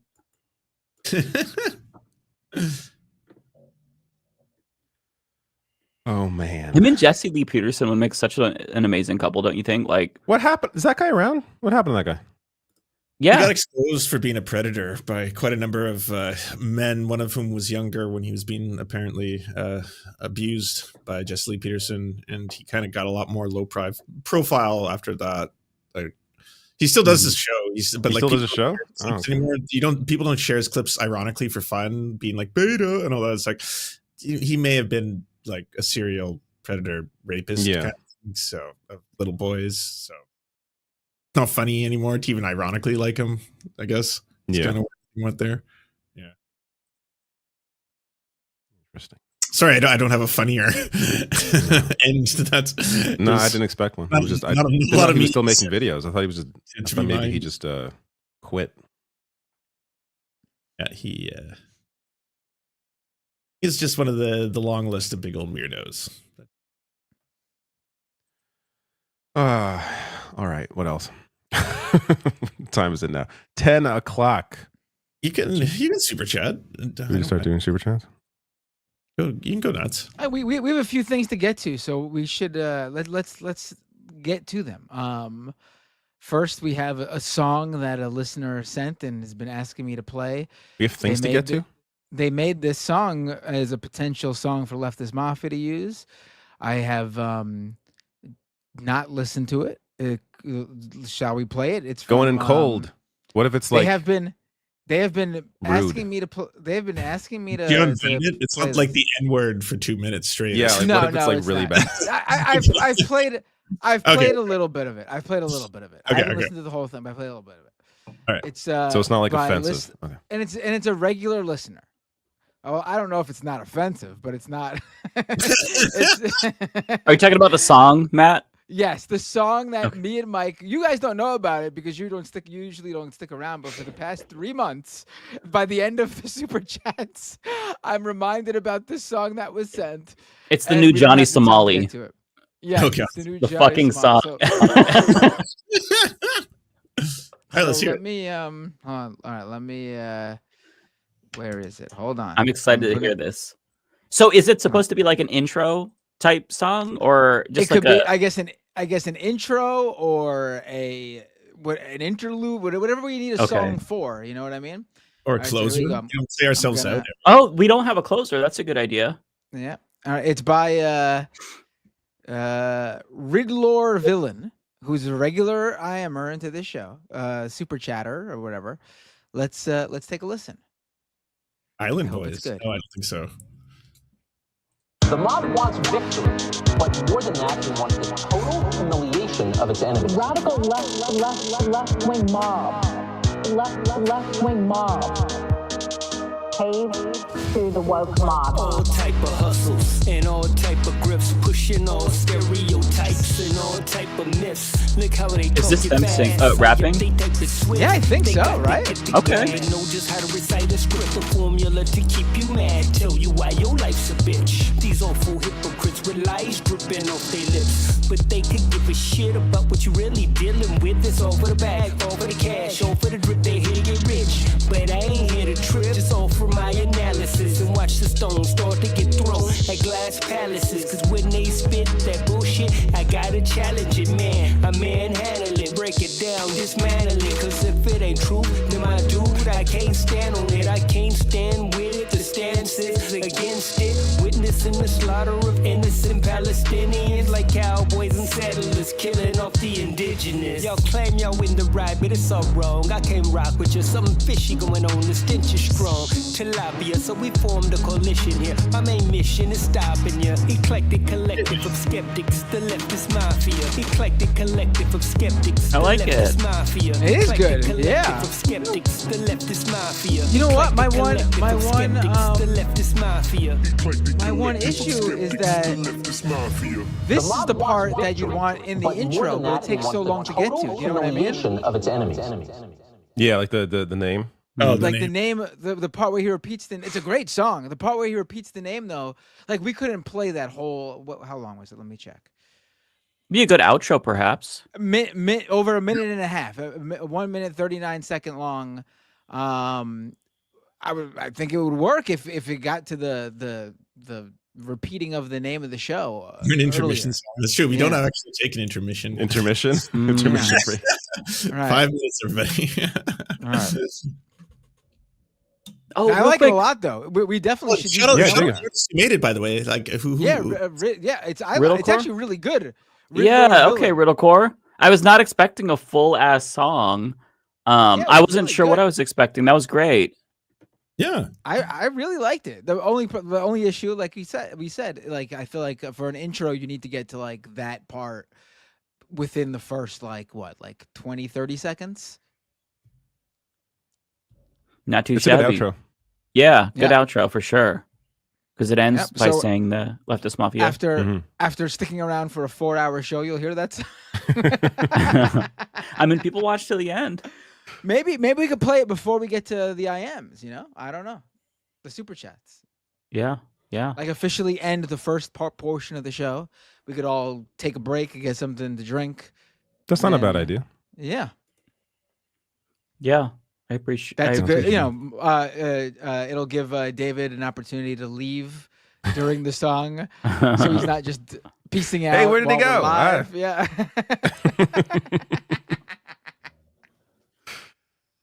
Yeah. All right. Well, I didn't want to speaking of forget about leaving- this. Real quick before we get to super chats, can I just Yeah. plug Ariana's GoFundMe? Oh, yeah, of course. I was gonna. This is the other thing I was. Yeah, I alluding linked to it, or I pinned it in my comment section. I also put it in the description box. Ariana is doing a GoFundMe for funeral expenses for her father. He doesn't have much time. So if you can consider supporting her GoFundMe, that would be much appreciated. Yeah. So just wanted to plug that really quick. Yeah. If you don't know, the reason Ariana hasn't been here for a few weeks is because her father's very sick and she needs to be there with him. And that is a completely, I mean, literally any reason you would want to not be here is completely legitimate. But that is a very legitimate reason Right, to not right. be here. And I wish her and her family the very best, truthfully. Mm-hmm. That's a lot. Somebody And says we dropped the link somewhere, right? If you can help. it's in the description box on my page and in the pinned comment also. Right. Yeah. Yeah, it's right. It's tough. It's tough. Yeah, I'll link it Yeah. in the chat as well, in my chat. Or Somebody should go is to all the chats if I do this. asking, how much does one need to pay to get a guest spot on Leftist Mafia? Usually we charge anywhere between 5 to 10K. I mean, if you listen, yeah. if you are a very wealthy benefactor here, then you could buy the show if you'd like. Mhm. Yeah. Yeah, we don't charge for guest spots. We can't be bought. Right. We don't charge, right? We don't charge, but we also don't pay for guest spots either. So That's right. Exactly. I mean, listen, that is actually like the industry standard. Like there are a few like news outlets that actually do pay guests like a stipend or something. But the industry standard is actually that you don't pay guests. Like it's a guest comes on so they can plug something. That's usually the mutually benefacting arrangement. I used to be on the radio as a guest occasionally, like really early in the morning, talking like 6 in the morning. They didn't pay. And we're talking like major Toronto radio station that I had a show on, but they wouldn't pay. Maybe that's why they didn't pay, because I had a show on the network. But like, I barely got paid for that too. Like, it's, yeah, there's very little money in this industry. Right. So people typically go on, I guess, for, exposure. Yeah. Yeah, which seems obvious, but if you're not like on the back end and you don't actually do it, then you might think, oh, well, you get paid for going on these shows, or people pay each other. We don't. It's just kind of like cross promotion, Right. which is beneficial. To be clear, whenever you guys hear me say, "Oh, I'm doing I'm asked to be a guest on insert network or outlet here," they're not paying me. Yeah. And Even again, though it's it'll not take, like, an hour of your that's the time. industry standard. Like that's just how it is. Yeah. Right. All right, super chat, which is Lance. You want to go first? Oh, sure. Yeah, I don't have a lot. Thank you very much, Manny Spinoza, for becoming a member with the message 547 days sober. That's incredible. Wow. Congratulations. Very good. Good for you. Awesome. Jacqueline Leitch, thank you for the 279. Lance, was Doug Ford's apology to the First Nations believable? No, he's a racist asshole. And Doug Ford is the Boris Johnson of Canada, in that everyone forgets how big of a piece of shit he is because he'll fall over every now and then. And that's all anyone remembers. Like, look at the funny man falling, and then he'll do something abhorrent that like fucks over people. You could have said Doug Ford is the living Rob Ford, and anyone who was around for that would have remembered. Yeah. That's true. Apparently there's a documentary coming out on Netflix on Rob Ford that's so bad that Doug Ford said it's like disgusting and wants to try and block. Damn. He's more offended you about mean that so than anything he's good done. because what's in it is so Yeah. bad. Yeah. Yes. Oh yeah. It makes me want to watch it really badly. Yeah, no, I kinda actually, wanna yeah, see that exactly. I now. want to see it now. Yeah, I know. Now I'm actually excited for it.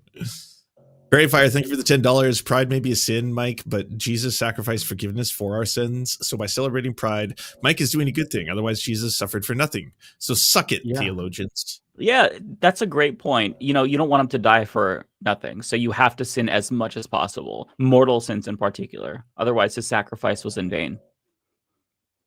Thank you to Tigwit for gifted sub. Thank you to Vile Halfling for gifted sub. Thank you to Aussie Economy Plant Lady for the Prime. Thank you to Freddie Mercury, Botchler, Turtles Anon. Take it away, guys. Turtles Anon. Well, all y'all. Who wants to go first? Matt, David. Me. What do we? Okay. I had a feeling David could go first. Yeah. I will go.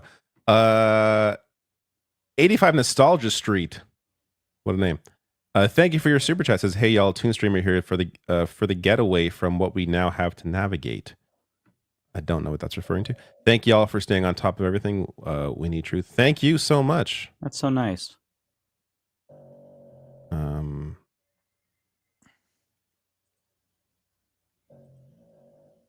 Cosmere Dragon, thank you for your $10 super chat. My parade theory, an insider undermined the imagery. He presented to his superiors, let's celebrate the history of the military. Yes, it will be mostly older equipment, but that will save on cost. I forgot that ever happened. That happened. Didn't even do a video on that. That happened in between us doing our last show and today. I didn't. I think so. Yeah. Mm-hmm. We totally should have watched some of that. Honestly, I saw images that look really sad, but my first thought when I saw it, like the soldiers marching out of step, like they're not in rhythm together. The squeaky tank, tank equipment. The drone that a masked guy is just holding in the air instead of actually flying it, like, and it was like, and it was like it wasn't like some big like military drone either. It was like the normal regular like drone like that you could buy at a store. And you didn't see this? The guy holding up, he literally is just holding it in the air as if he's flying it with his hand. Like, woo! Was he making the noises? Does it go? No. Yeah. Wait, we gotta really quickly find a clip of this. I'm sorry, we gotta find a clip of it. I was also astonished how sad it was.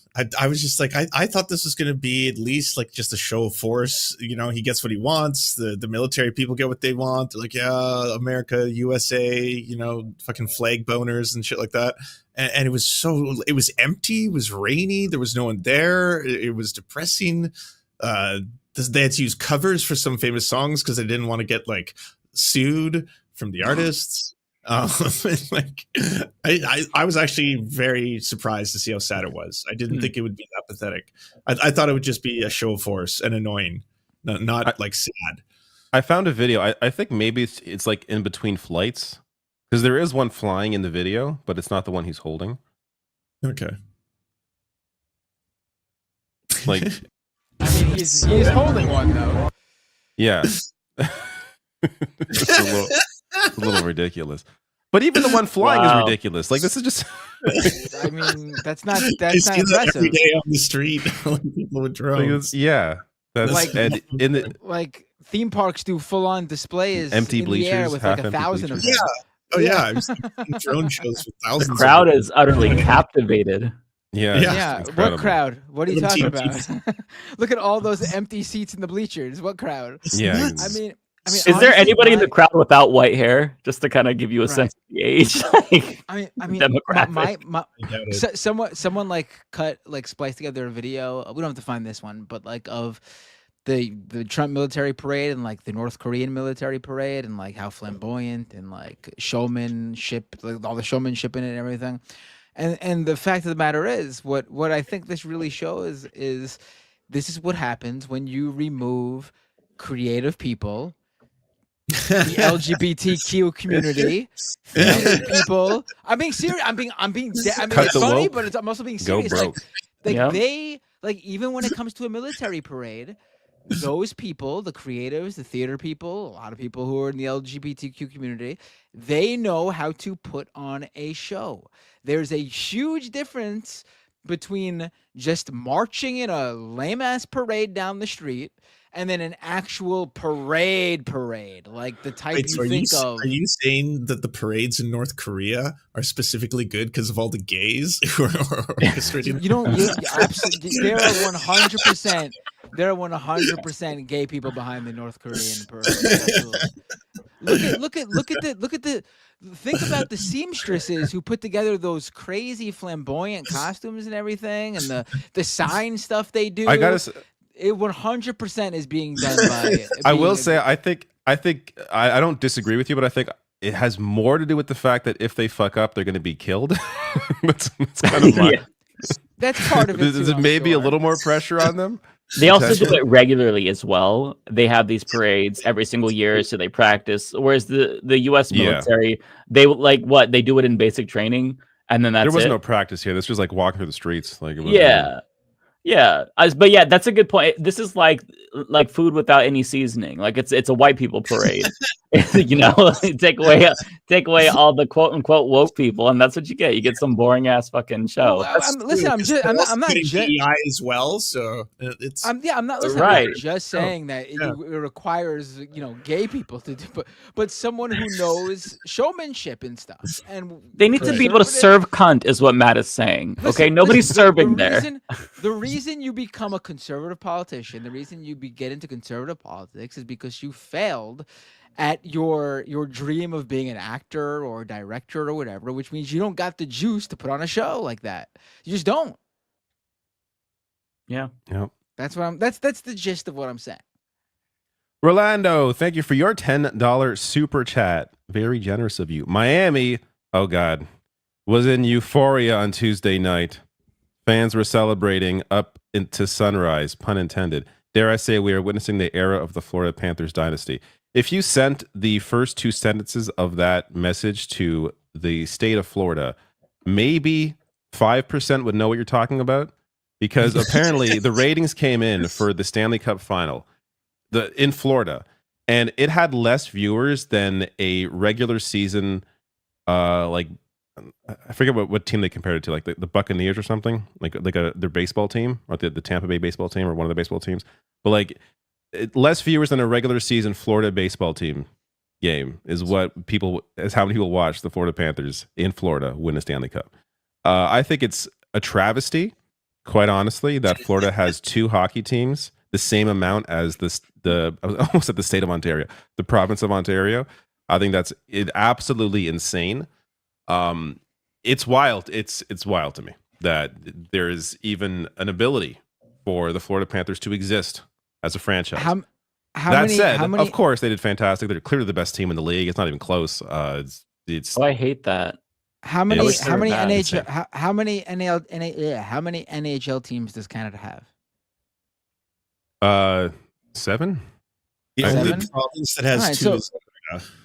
All right, but I think the simple thing to fix this, obviously, the quickest and easiest way to fix this problem is that Canada becomes the 51st state, and then they are the state with the 7 teams. State, cherish. But also, seriously, how did the Panthers build this team if there's not really the fan base there for it? Like, how do they do? Who owns them? Or was this just a team that wasn't expected to be as good? Like, these were prospects. I mean, I was going to say, I don't know how they've been able to exist as long as they've existed. Like, I don't know the math on it. Like, I think part of it is that there's revenue sharing, I believe.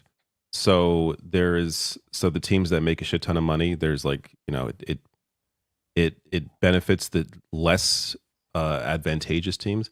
But at the same time, like there's you need an owner behind it who's willing to spend the money on talent. And as long as you have that, as long as you have an owner who doesn't mind paying up, then it's going to exist.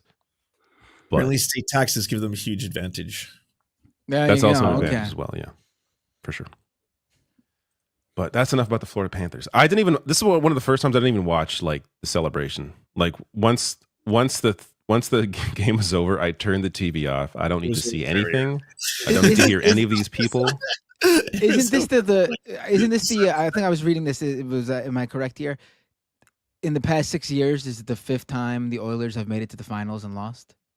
No, so second time in a row. It's the 5th or 6th time that 5th time that a team from Florida has been in the finals over the. So actually, there's been a Florida team in the finals since COVID, since 2020. Every year there has been either the Tampa Bay Lightning or the Panthers have been in the finals. It's stupid, and people try to argue, no state tax does nothing. No, there's something there. Obviously, you need to have the environment, the management of these teams to be able to foster a place that people want to play. But if you have the bare minimum, and they do now, both those teams, then of course players are going to want to go there if they can keep more of their money in an easier way. There's still, there's ways around certain taxes in other states that, they can try and play that game. But it's easier just to go to Florida and pay nothing and then, win a cup. But I hope it doesn't happen next year. This team is so good that they could probably win again next year, but they need to bring back most of the players. But then again, they lost a few last year, came back, and they were fine. So I don't know. That's enough about the Panthers. Where is this message so I can delete it? No, wrong one. Forrest, thank you for your super chat. What's the bet that Jank will call Tucker an ally? 99.9%. If it hasn't already happened. Hey, it'll be something like, oh, we can work with him on this, or something, to that effect. Speaking of speaking of TYT, did you guys see that moment with Anna Kasparian on her show with her conservative view show that she's on? What happened? Was it a tampon moment? The tampon thing. I heard about it. I saw that on Vanguard. I did not watch the video. Like this guy actually threw a tampon at her? Yes. What? Yes. He said she's getting a little too emotional. He gave her a Kleenex and he threw a tampon across the table. Jesus. That's insane. How did she react to that? She kind of just brushed it aside. But she was actually making great points. It was about war with Iran. So I have no criticism of her commentary there. She was cooking. She was actually doing a good I saw job. her on CNN this week. She was really good on CNN too. We talked about the majority report today. We defended her in terms of that was completely disgusting and inappropriate and misogynist. Yeah. But at the same time, honestly, she brushed it off in a way that she didn't afford people who use the term birthing person. One thing really pissed her off, and the other thing didn't. Landing, didn't get a win. First time, very weird. It was very weird. I mean, this is the show she goes on. Guy. Yeah, this is as Emma said on the show earlier, on the majority report earlier. Like this is who you lay in bed with. This is who you want to get in bed with, and this is how people treat you. When you roll around in the mud with pigs, you're gonna get shitty. Anna, you're getting shitty right now.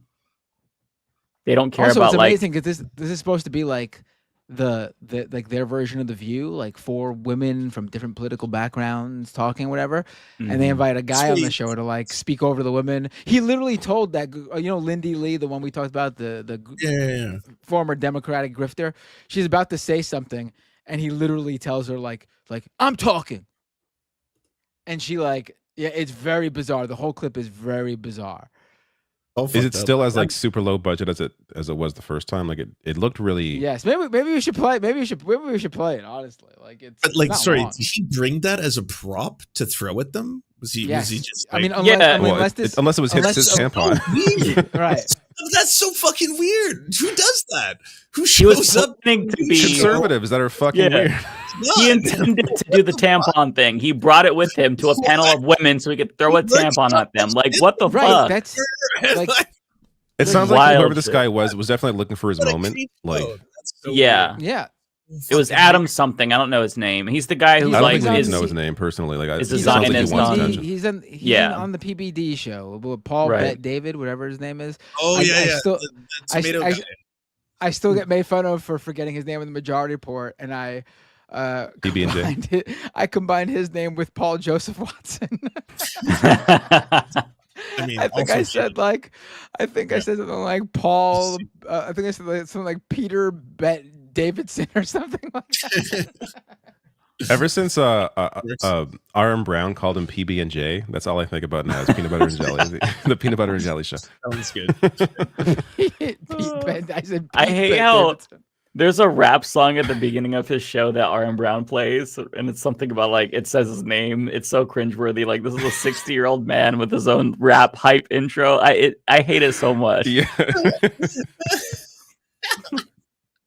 This is a boomer, not some fucking young artist about to hype everybody up. He's gonna talk about Fox News, give Fox News talking points and some boomer shit. Like, what the fuck? Why do we need a rap intro hype song? Talking about mortgage rates.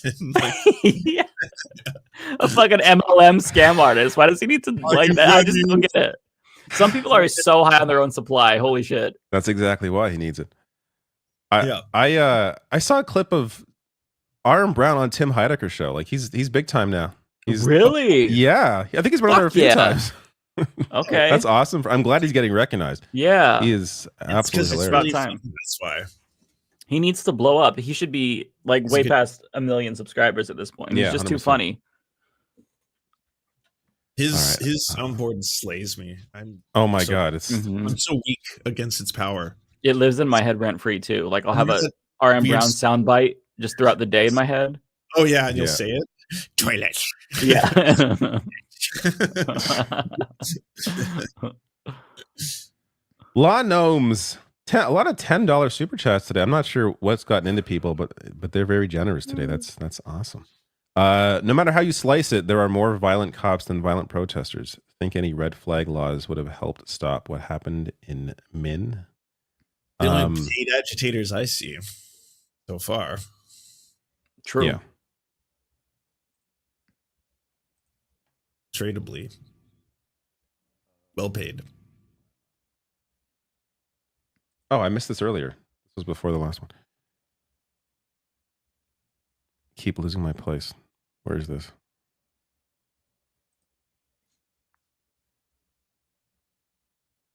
I'm at Kowalski. But he sent so many out that I can't find him. Here we go. Kowalski, a domestic housewife implies that there are feral housewives. So out of curiosity, which more accurately describes all your guys' partners? The Charlie Kirk grooming segment on MR was creepy as F. Wait, what? I did not see what. Yeah, same. What happened with that? Matt, were you on for that? The Charlie Kirk grooming yes, segment? I was there for that. Yes. What did he do? So at one of these, Charlie Kirk goes to colleges and schools or whatever and takes questions. So this 14-year-old girl, freshman in high school, 14-year-old girl, obviously she's a Charlie Kirk fan. My condolences to her, but 14-year-old girl goes on the mic and asks him what he thinks about going to college because she wants to pursue her dream of political journalism. And he says, you know how I think colleges are a scam, which I think that's, even if someone's asking about going to college, I think there's legitimate reasons in this day and age to, tell them not to spend all this money on a good college, like one of those technically like well-known colleges. But that's not what his point was. He quickly reverted to, women should really focus on their goal in life, which is to get married and have children, and that they should bring back the MRS degree if you want to go to college. And the MRS degree is like this term for, apparently back in the day, women would go to college specifically to find a good husband to settle down with. And so he was telling this 14-year-old girl that who wanted to do a career in political journalism, that the reason to go to college for someone like her would be to go to find a husband. And how it makes sense because, when you're in college, that's when you're in the prime of your life in terms of like your looks and everything. He's so, and so you gross. And he's saying this to a 14-year-old girl who clearly looks up to the guy and wanted to actually have a career that did not include solely getting married and have children. And it was very disgusting. It was just very disturbing. And, if you don't say that the college age is the prime of your life in terms of like your looks and everything, unless you believe that too. And last I checked, Charlie Kirk is what, in his 30s, saying that like the most attractive you'll ever be is when you're 18 years old. I find that pretty gross because I certainly as a 38-year-old don't find that to be the most attractive age group. That's very weird. And he also, by the way, was openly wondering on his podcast whether or not Taylor Swift still had eggs. He said this is the kind of creep we're talking about. Such a degenerate.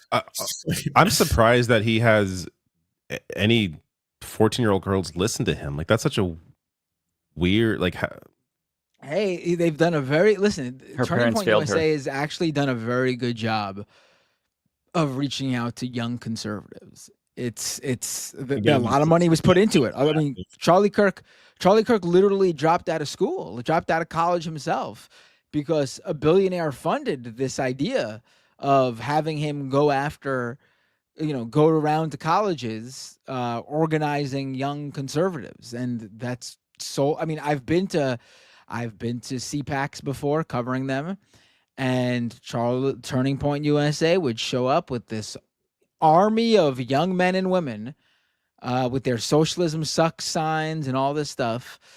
And from judging by these big events they have now, it seems like they've only grown since the last time I went to CPAC, which has been a couple of years now. It's been a successful endeavor for him. Yeah, when you have unlimited money, I guess it's probably easy to get a big enough of an audience. Mm-hmm. Yeah, that's gross. This one's not mine, but I want to share it. Autistic Goblin, Mike and David getting high and playing Mario for 6 hours. A++. We'll watch every time. That'd be fun.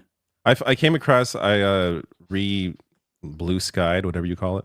The video that we play. What was it? Super Mario 3D World. Yeah. It was during COVID, or like 4 years ago. That was a blast. That was so we much should fun. absolutely do that again. Yes. That was a lot of fun. That's a game I can play. Yeah, we should. Yeah, that'd be fun. We should all find something that we could all play and just have a good time. Yeah. Fortnite, baby. And anything but Fortnite. I can play Fortnite too. I could play Rumble. What's the racing one? Is it Rumble Racing? I can play the racing game, whatever it's called. What about Fall Guys? Is that still a thing? Because that's kind of. I still like Fall Guys. I haven't played in a while, but it's stressful. I used to play that all the time. I put over Mike, 200 you and I hours did a into stream. that. You and I did a stream once. Oh, we did, didn't we? I forgot about Fall Guys stream once. We did. I forgot about that. Yeah. I played some Fall Guys. I won when we did that stream. Yeah. How many number ones did you get? I want to say maybe 7 or 8. Wow, maybe? That's real. I never won. I didn't play it enough, but I never won. Well, across 200 hours though, so proportionally, 200 hours. I banked 200. This was a pandemic game, so I played it a lot after God. I kind of got bored with Animal Crossing. Yeah. That's a game I don't. That's a game I don't get. I'm sorry. Animal Crossing. It was very wholesome.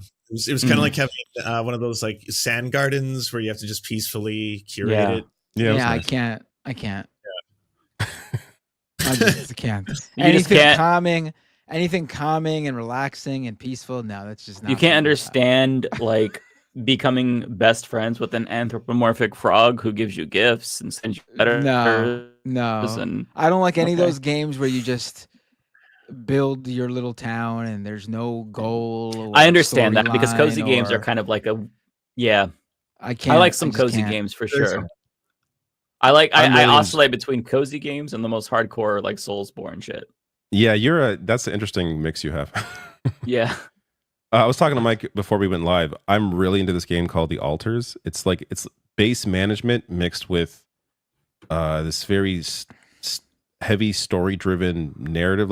So one actor basically plays 12 characters, and it's all different versions of himself because he has to clone himself to keep this base going. But they're alters of of the life he lives. So they made different choices in their life to make them one guy's a scientist, another guy's a miner.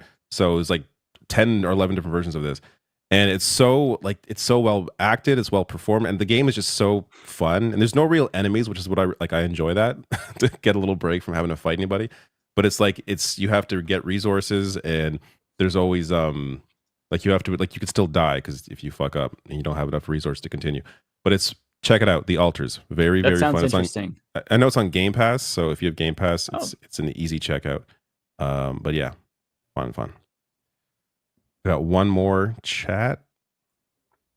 Shy Lurker Guy, thank you for your Canadian $6.99. Straight Pride, fear of missing FOMO. Straight Pride FOMO. Missed out on decades of gay bashing, carceral threat, and potential death. Yeah, it's sort of they kind of miss the entire point of why there's a gay pride. Because I don't know how that flies over the people's heads. But yeah. When they start calling you straggots if you're kissing your wife in public, I'll be right there with you marching.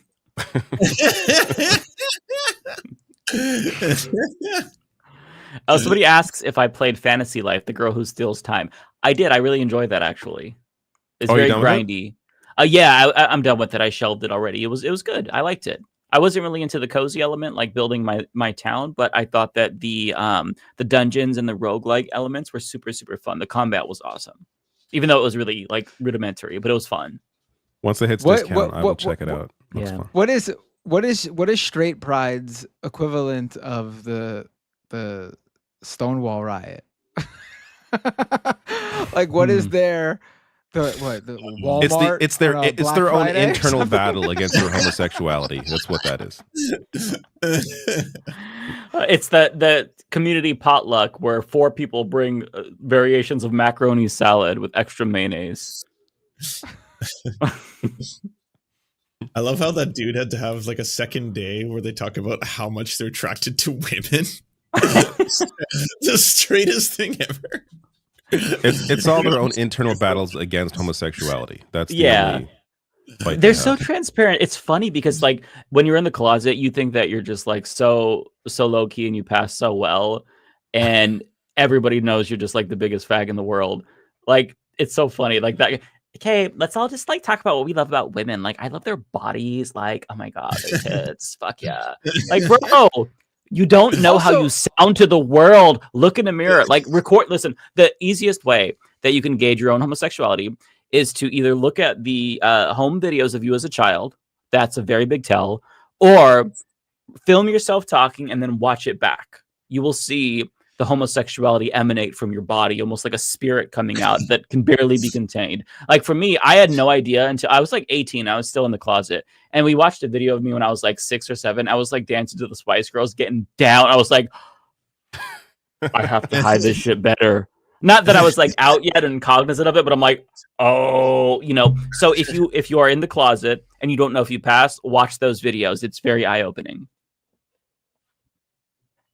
Also, what do they think happens for like pride events? Like, do they think it's just a bunch of gay guys getting together and talking about like how much they're attracted to the male body? What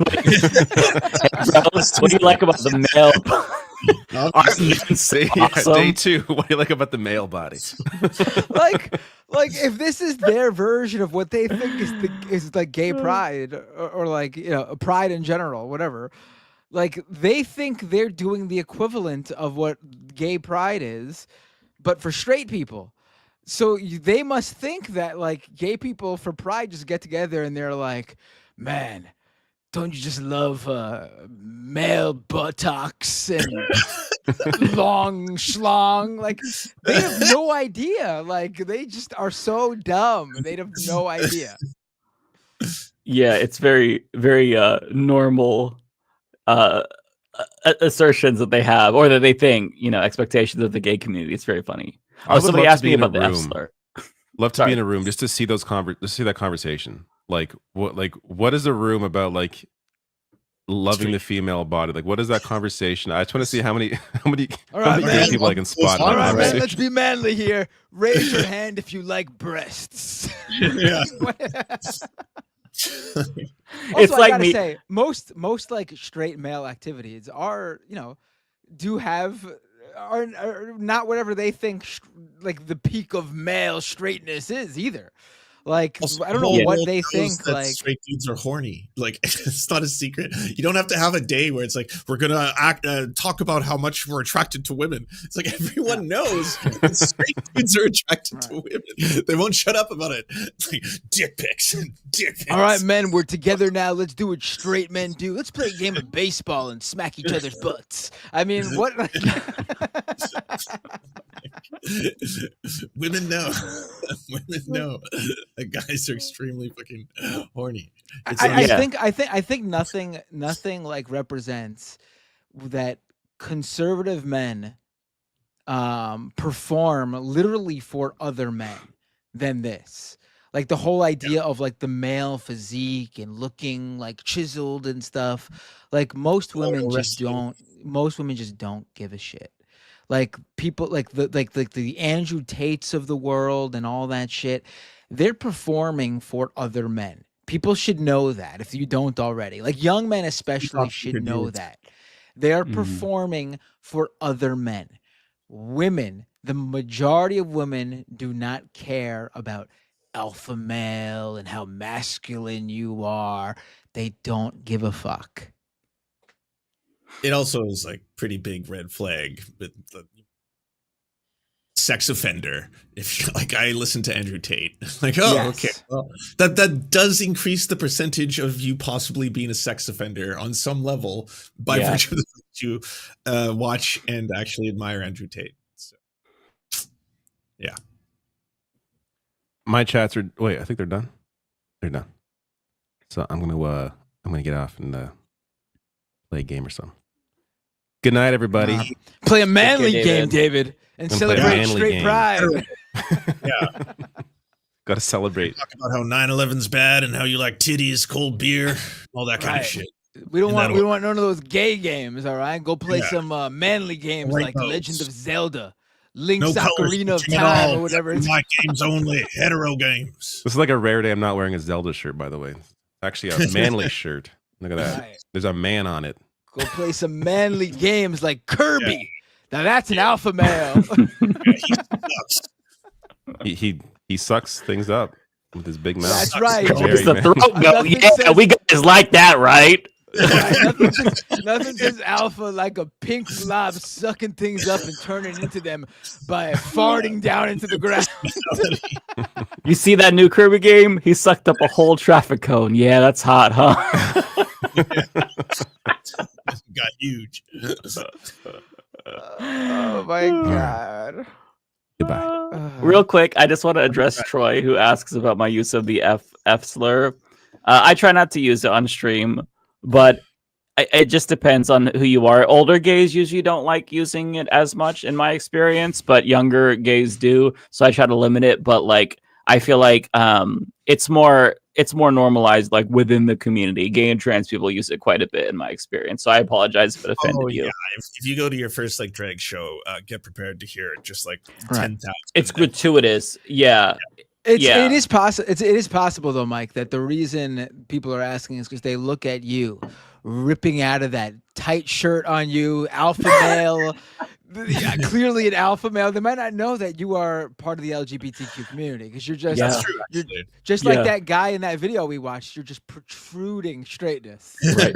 My mannerisms weren't enough to give it away, so they were like, "Hang on, does he have the pass? Doesn't look like it."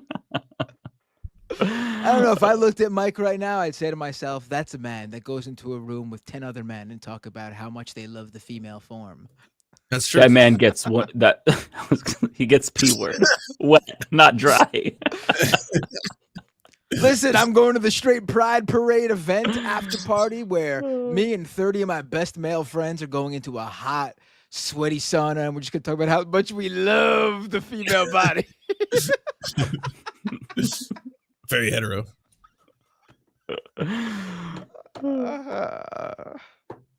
Okay. Do you want to go first, Matt, or do you want me to go?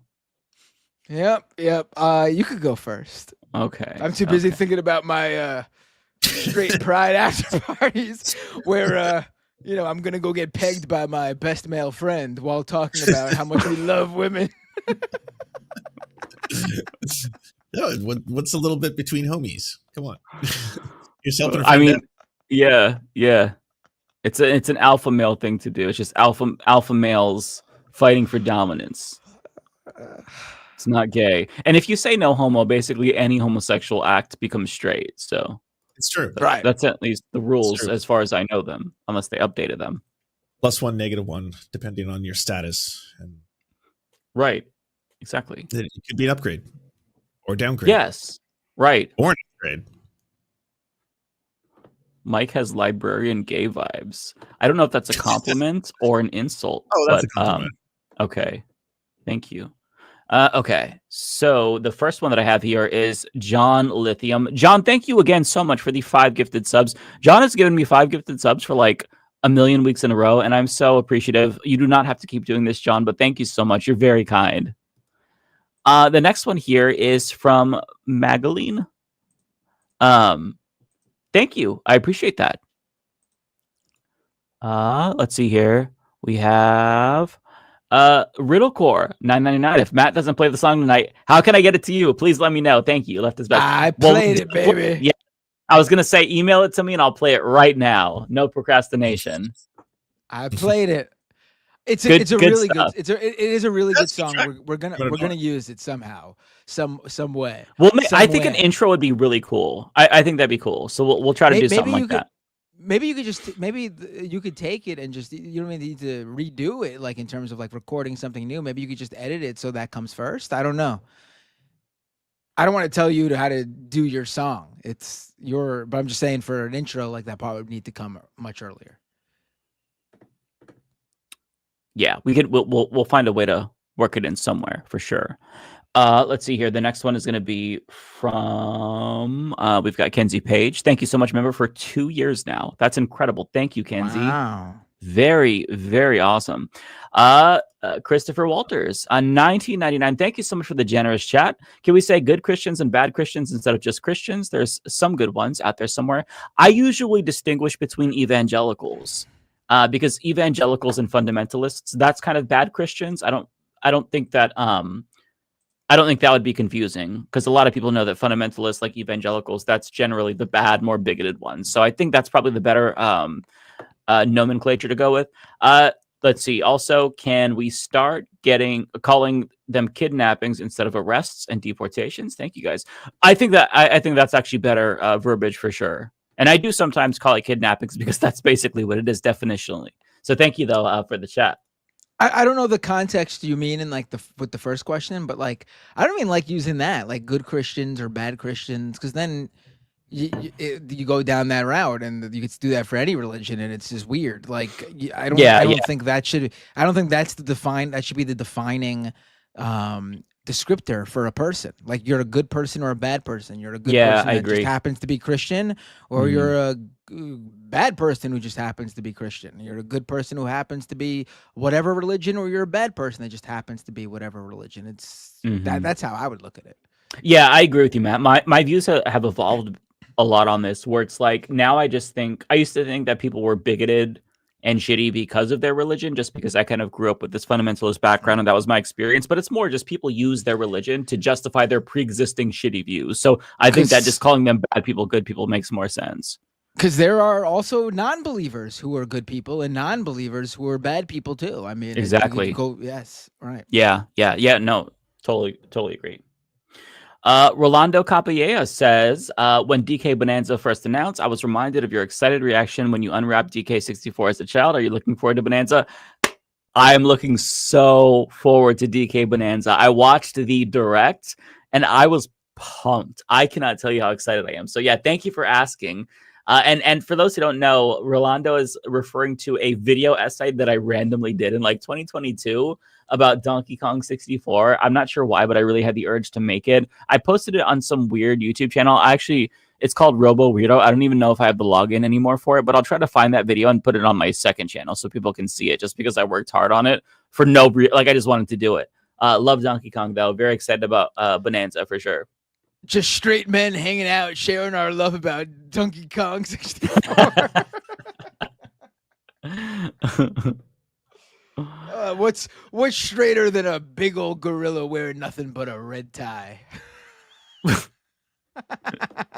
It's maybe there's something there for the furry community, or like the no, not furry community. I don't know what category Donkey Kong would fit in, but it's not, it's not straight or gay. There's somewhere in the middle. Love seeing that tie-wearing monkey get down and wrestle with his mortal enemy, the big old lizard king guy who wears nothing but a crown. Just good old straight heterosexual fun. All right, Rachel says, is Ethan independently wealthy or something? I mean, he's a multi-millionaire because they have a very successful YouTube channel, multiple YouTube channels that are very successful, and his wife has a clothing company, Teddy Fresh. So yeah, to say that they're wealthy would be an understatement. I have no idea how wealthy they are, but they're probably they have tens of millions, if not like more than $100 million. Kowalski, thank you so much for the $9.99. Says, Mike, aren't you a little glad when we get conscripted that we will be sent to the beautiful Persian mountains rather than icy Canada tundra with Uh-oh. Mike, that is true, froze. right? It is You froze, it's buddy. prettier, I guess. You froze. Can you hear me now? Yes, but you're delayed. But just go ahead. I think people could reread and re-say what you did for this one. Can you hear me? Yeah, we can hear you. Can you hear us? Yes. Okay. How? Oh, you're freezing again. You just froze. Oh boy. Oh, you're gone. You're just gone. You're just gone. Folks, Mike was just swept away by the straight internet.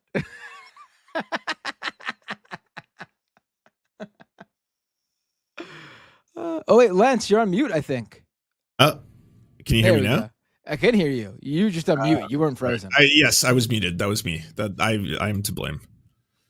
I don't know. You could do one of yours while we wait. I don't even know what mine are. Let me go see. Let's see. All right. I'm not going to remove this one. Actually, he already removed it. So let me read it. Kowalski gave Mike $10 here. Mike, aren't you a little glad when we get conscripted? I should remove him so it's not embarrassing. Oh, he did it himself. Mike, aren't you a little glad when we get conscripted that we will be sent to the beautiful Persian mountains rather than icy Canada tundra with David waiting camouflage for a moment of weakness? Ooh, how do you feel about that, Mike? Okay. I don't know if you can hear me. Hopefully you can. My go ahead, God. just go for it. Okay, I gotta talk quick before the shit cuts out again. I don't want to, I don't want to be conscripted, but I much prefer warmer climates. So I think that Kowalski's onto something. Thank you, Kowalski. Okay, let me find my place because I had to refresh because all my shit crashed. So the next one is Brian Schroed. Let's see here. Don't forget to remove. Yep. Yes. Brian. Where's Brian? Oh my God. Sorry, I lost my place. Here we go. Okay, Brian says, Happy Juneteenth. If there's anything we can thank Genocide Joe for, it's making it a federal holiday and getting me another day off work. Absolutely. Yeah, happy Juneteenth to you too. You see a lot of conservatives chirping about Juneteenth. But even if you're like an idiot who's racist, who doesn't like these kinds of quote unquote woke holidays, it's an extra day off work. Like if you want to make straight pride a federal holiday and, make sure people get an extra day off work, go for it. More days off work is better. I'll celebrate straight pride if I'm getting a day off. I'll participate in the festivities. it doesn't make any sense to be mad about another day off of work. Shut the fuck up. Right. They're so stupid. And reminder, Mike, the festivities are hanging out with other men and enjoying the female form. Yes. Talking about beautiful women and how much we love women exclusively and not men at all. Yeah. Rachel also says, Happy Juneteenth. Massa went to conversion therapy. Make America straight again. Oh, he's definitely trying to pray away the gay. Bay Photo says, Steve Buscemi skateboard meme. How do you do, fellow heterosexuals? Exactly. Let's see. Dumpster Cheese says Trump's approach lacks follow-through and strategic depth. Trump promised quick resolutions to conflict in Ukraine, Gaza, and Iran, but endgame is the art of the deal equal foreign policy. Yeah, I mean, he's full of shit, basically. He is somebody who has no real core philosophy or like he doesn't know what the fuck he's doing. So you're right about that. Thank you so much for the super chat. Rachel says Massa dude gets his 100% straight certificate from the conversion therapy clinic and proudly hangs it on his wall in his office for all to see. Yeah, I wonder if he has like a, how at certain factories there's that like X amount of days since accident. If he has like a X amount of days since boner from guy, and he has to reset it like every single day, go back to 0.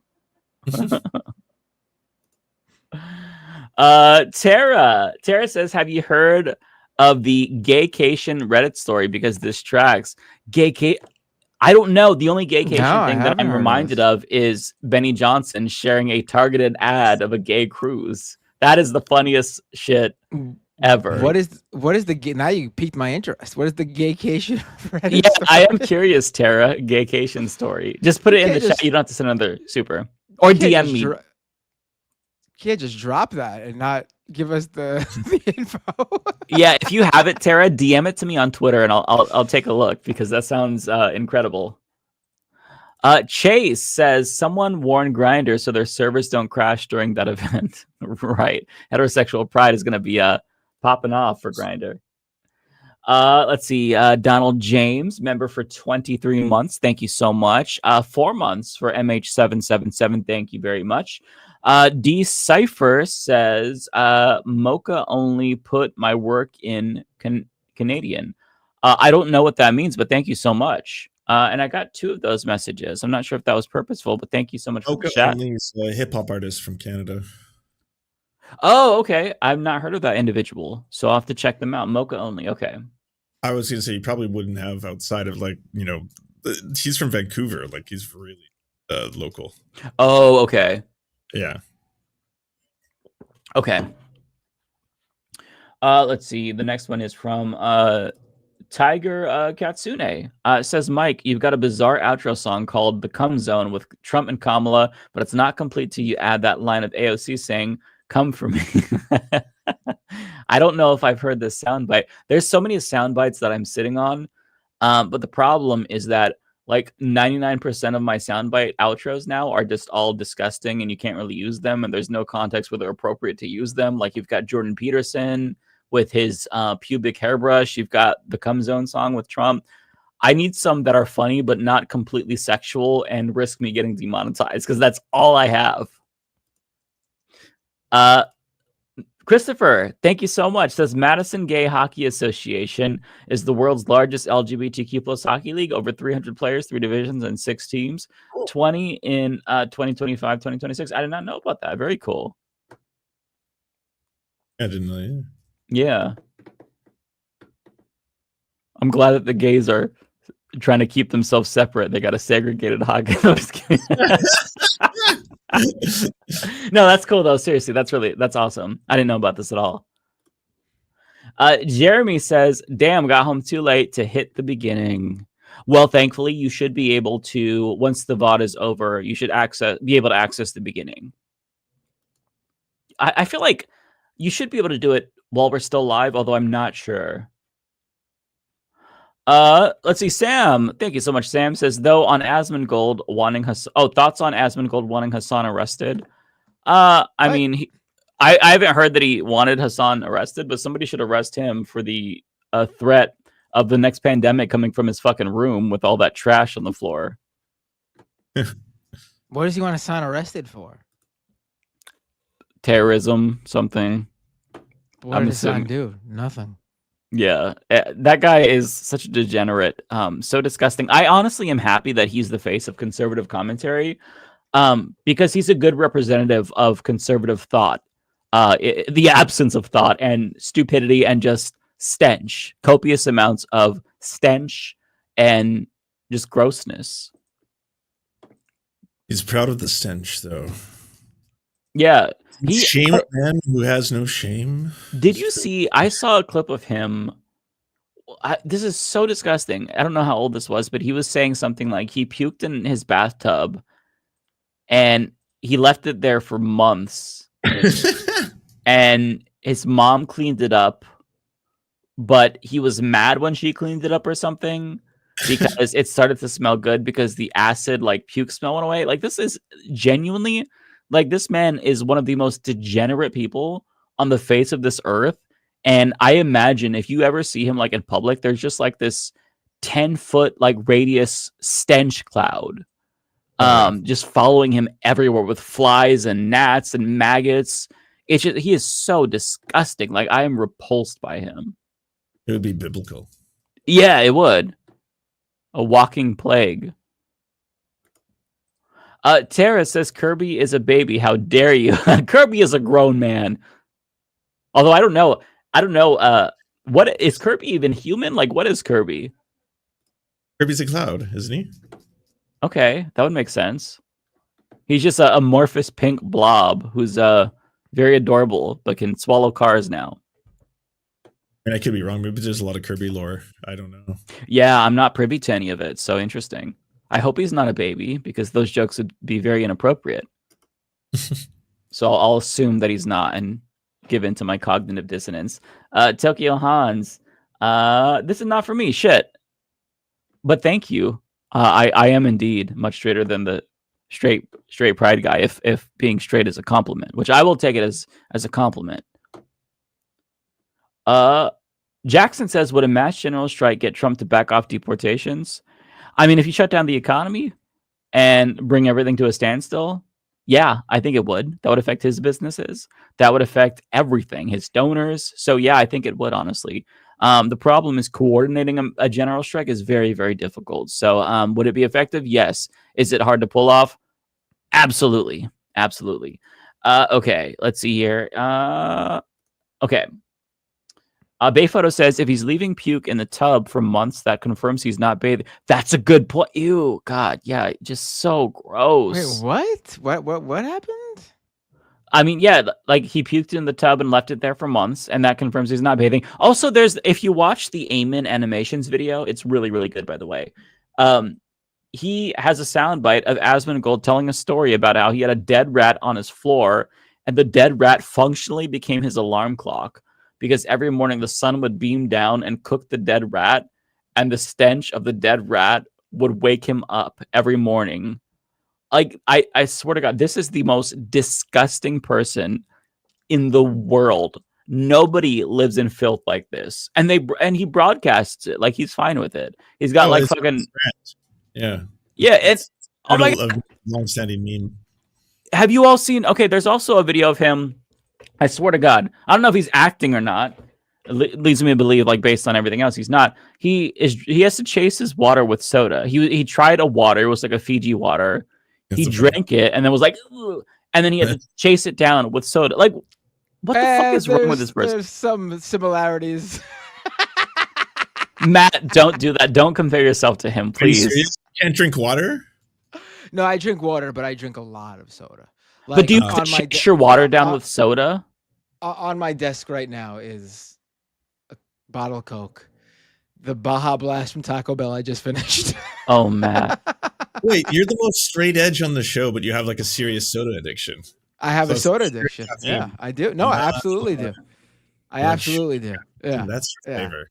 Oh my God. Hey, listen, everyone has got their vices. My vices, my vices aren't alcohol or drugs. It's caffeine. Well, no, they are drugs, but different kinds of drugs. Right. I think caffeine is certainly preferable to any other drug, honestly. I feel like low-key marijuana would be much more healthier than soda.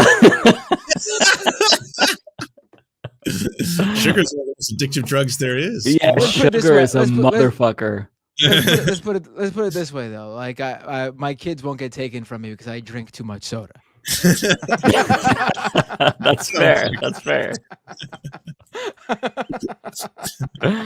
Okay, I got one more. This is from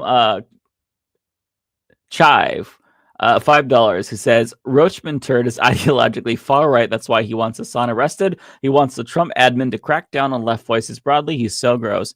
Yeah, he is metaphorically and physically gross. Let me check really quick to see if there was an update in my DMs from Tara about the... Oh, yeah. She already sent it. She's on it. Let's see. How long is this video? Give me 1 second. Oh, this is... Okay, so there's a video by Kenny JD. We actually brought her on the show before. It's titled Surrender to the Gaycation or Be Destroyed. So she has a very good breakdown. It looks like it's 26 minutes. There's also... Okay, okay. I can read you the Reddit. Let me see if my internet doesn't cut out. Let me try just real quick because this doesn't look super long. This is a great super. That's not even a super chat. Just a great chat message from Summer Etchery. Straight edge crooked diet. That is absolutely me. Oh my. Okay, this is kind of long. Let's get through some of this. All right, what is this? Is this the staycation, the gaycation thing? Husband wants a gaycation. Posted in relationship advice. My husband has informed me he intends to go on a gaycation with his brother-in-law in Ibiza How do I handle this? Hold on. My husband has informed me he intends to go on a gaycation with his brother-in-law. So her brother? I mean, right. Unless it's unless marriage or another marriage. Yeah, unless it's like his sibling's spouse or something. Right, that's right. It could be sibling, spouse's brother or something, right? Yep. Right, okay. I mean, inherently, I would just think, he's viewing this as a hangout thing, but I would think if I was his wife, honestly, that's kind of gay. But let's read a little bit and see what the context is. Hi there. I really wish I didn't have to make this post, but here goes. So me and my husband have been happily married for about 16 years, give or take. We both have stable careers, good family. Okay, I don't need your whole life story. Let me sit down. We have two. Oh, holy shit. We're getting the whole thing. Long and short is, on Sunday, just after I dropped our boys off at their friends, my husband asked me if we had the house alone, and more importantly, do I have a minute? I said yes, and he sat me down, then got out this printed poster for some sort of orgy and started explaining to me the concept of a gaycation. Okay, yeah, this is definitely unacceptable for him. How it's where straight men go to somewhere with sun, sand, and booze and become gay for the duration of the trip, but that's fine because it doesn't actually count. Because what happens on the gaycation stays on the gaycation. Okay, so it's some sort of a gay hall pass that he's trying to put. Okay, that's definitely not how it works. This man is absolutely homosexual, and if she allows him to go, as the resident straight male on the show, let me assure you, I have never once thought about a man in this way. It's just impossible for me to even do that. I could not get it out of your system every once in a while. It's just. I've never felt the need to go on a gaycation. There has never been a question in my mind at any point where I wondered what it would be like to be with a male. It is not a thing that someone who truly is straight. If you did, I mean, maybe he's bisexual, which is totally fine. He could be bisexual. It's totally fine, right? Right, but if you totally fine for two straight dudes just to jerk each other off out of mild curiosity. and listen, let me say, I'm someone. Or Lance just dropped that in there casually. That's pretty good.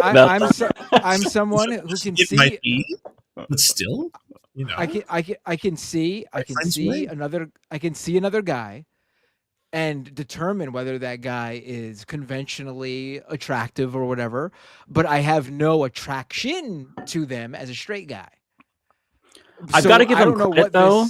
I don't know what this is. I mean, to trot out a whole PowerPoint presentation to your wife, like, listen, there will be some sucking, there will be some fucking.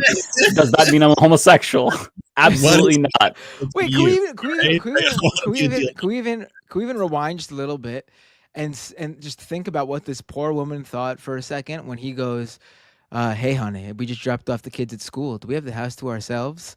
Yeah. And she's like, yeah, we do. And he's like, all right, look at this big game. I'm going to pull out my documents. I got crafts. She's like, oh, honey, do we want to go to the bedroom? He's like, actually, hold that thought because I do want to go to the bedroom, but not with you. Damn. Ruthless. Okay, where are we at? I was just completely silent and mortified. Even more so when he said he was looking into booking a trip to Ibiza next year with his brother-in-law, his sister's husband. Okay, to experience it for himself. When he finally let me speak, I just said, I need him to be clear with me. Is he gay? Oh, sweetie, you're asking that question at this point. I mean, we're beyond that. It's about like whether or not he's attracted to women at all and how bisexual is he. Long, like past that part. But anyways, because if yes, that's okay, but we need to figure out what happens going forward. I didn't let myself get angry or upset. This woman is like a saint, unless she's like hyping herself up. But I would be like, what the fuck, man? You just tell me you want to fuck people? I was just stunned. He swore up and down how he's not gay and he's 100% attracted to women, and of course still loves me and the boys. So I said, well, do you think you're bi?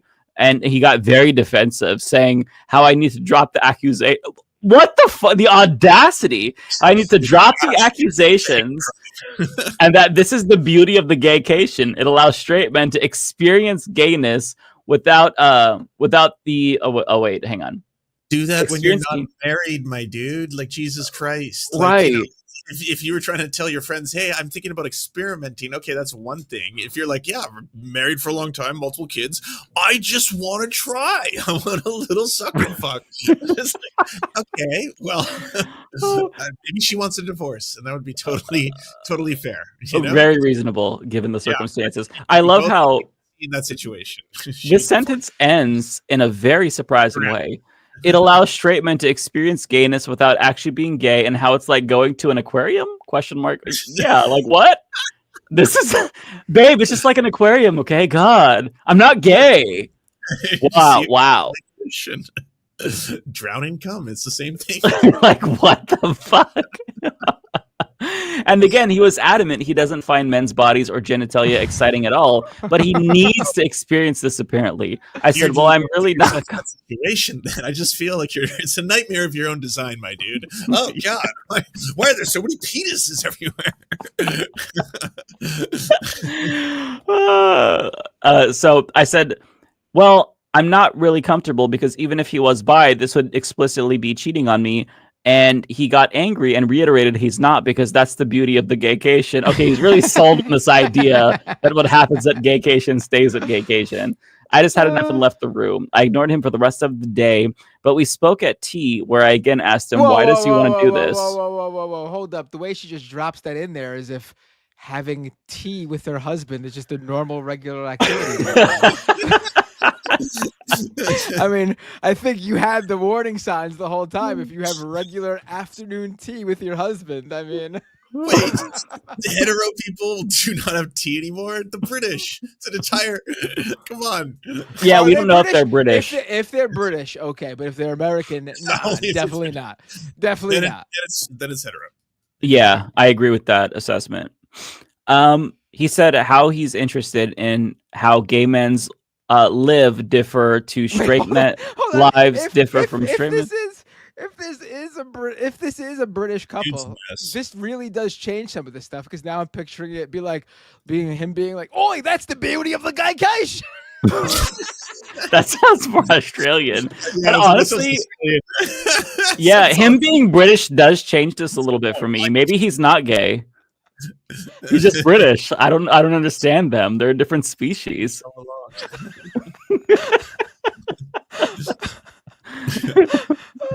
You know what's funny? I was discussing the straight version of this with my partner today, and we were talking about that dude in the who's going viral for trying to propose to ChatGPT, and she was saying that, like, I mean, she's like, do you know that he's got a family? I was like, yeah, the guy was married with kids, and his wife has to talk about this in the interview, where she's like, maybe I wasn't fulfilling a part of his life where he was seeking that out from ChatGPT, and I was like, yeah, it sounds like a mess. Either he's trolling everyone and this isn't real, or it's an absolute disaster. If he's proposing to ChatGPT, like, to me, it reminds me of the anime body pillow straight guys who would marry their pillows. And I was like, that's fucked up.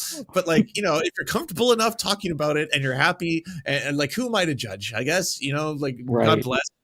There's the straight version of that, and for the ChatGPT dude, like, I don't know what's going on there. I think maybe this marriage is headed for a fucking train wreck. It feels like a car crash. Men need help, man. Men need. I can give them some closure. Either he's trolling or he has a severe mental illness. Next question.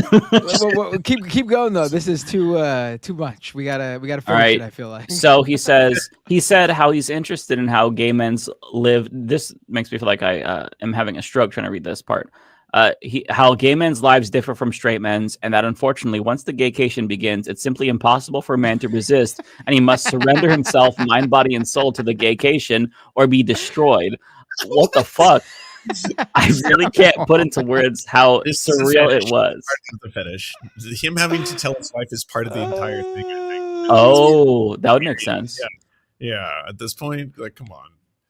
He was speaking so matter-of-factly, and he again insists this is a thing that straight men do all the time. No, it is not. And he's actually doing it a bit late. I just said to him, if he stag. It's a social scenario that is quite common, I say. Listen, I gotta say, as a straight man, I don't think I've ever even uttered the phrase "I must surrender myself, mind, body, and soul." Okay, let me skip down because this is long. Has It's not anyone? that long. Finish it. It's not that long. Let me see. I'm invested, my man. God. I'm invested. I gotta know how it ends. Okay. If we were to go through the Kinsey scale, it would basically go from like Matt to me to Mike. In that all three of us agree that this is bullshit. Yeah. Like you have the full spectrum, Right. This is totally bullshit. Yeah, I think that watching us should give her closure, assuming that they are still married. I don't know when this is from, but yeah. We should do like a advice column. I feel like we can offer people some closure because we have a diverse range of perspectives here. We'll When your bruv is your love. Yes. Okay. I just said to him, if he has any love for me, then he can't go ahead with this. And if he does, the marriage will be dead. Oh. And he's mentioned no more of it, but somehow, and this is what scares me a lot too, that decision genuinely seems to be tearing him up. He didn't go into work on Monday and only went in half a day yesterday because he told them he just felt too ill and he just looks distraught every time I see him. I really don't think he's wholly gay though, and I can absolutely believe he's bi, but I'd rather we talked about that in a healthy way rather than this incredibly weird denialism around going on a sex holiday to abuse. I feel like this is literally the most reasonable wife on the planet, unless she's hyping herself up. Say that again. I'm sorry. I said it's abusive behavior too for the guy to be like, "Oh, this is paining me so much. I can barely eat. Oh, the sorrow of not fucking going to the fucking suck fest. Like, what are you doing? You know, you're like trying to manipulate somebody with this. It's really weird. Yeah, you'll survive. It's not mental abuse for her to not let you go suck off guys on a cruise. Fuck off. I can't go on my vacation too. Like what? Has anyone known straight guys to do this and come back and just go back to being straight? No. Like, surely it can't be a thing that happens. I'm so out of my depths here, and I just don't know how to even initiate the conversation. For the record, I also haven't mentioned it to his sister yet. I don't know how. Yeah, because his brother-in-law, who also is presumably straight, is going to the gaycation too. I don't know how I'd even break it to her. Thanks for any help. I just don't even want to think so about being able to get this out there. Helped even just a little bit. Edit. Wow, this blew up. Okay, so we got dates. This has been incredibly sobering, and I think I've now confirmed what I already knew to be the case. The marriage is dead one way or another. In a way, I was in denial myself about that. I have contacted my sister-in-law, and she initially screamed at me, calling me a liar, and even insinuated I was trying to steal her husband. Wow, that's a different level of mental illness that can be addressed at a separate time. I don't think he's interested in you, but okay. She ran You're me looking back way shortly. too much into this gaycation, Barbara. Okay, you're looking way too. What don't you understand? What happens at gay station? Gaycation stays at gaycation. God damn it! At the gay station. Men need this. My husband's been going for years. Yeah, it's like here to Ibiza. Whenever Paul Oakenfold plays, he's there. She rang me back shortly after and apologized and admitted she was in deep, deep shock. I've asked my parents to look after the boys, and we're going to meet tomorrow to discuss this deeper. I've also texted my husband and told him we will need to make alternative accommodation arrangements, but he will not be sleeping here tonight, and a bag will be waiting for him. Not sure if the mods want to lock the post or not, but I think I've got my answers. Thank you to all for the kind words, especially Champion How kind Flight. my wife has packed me.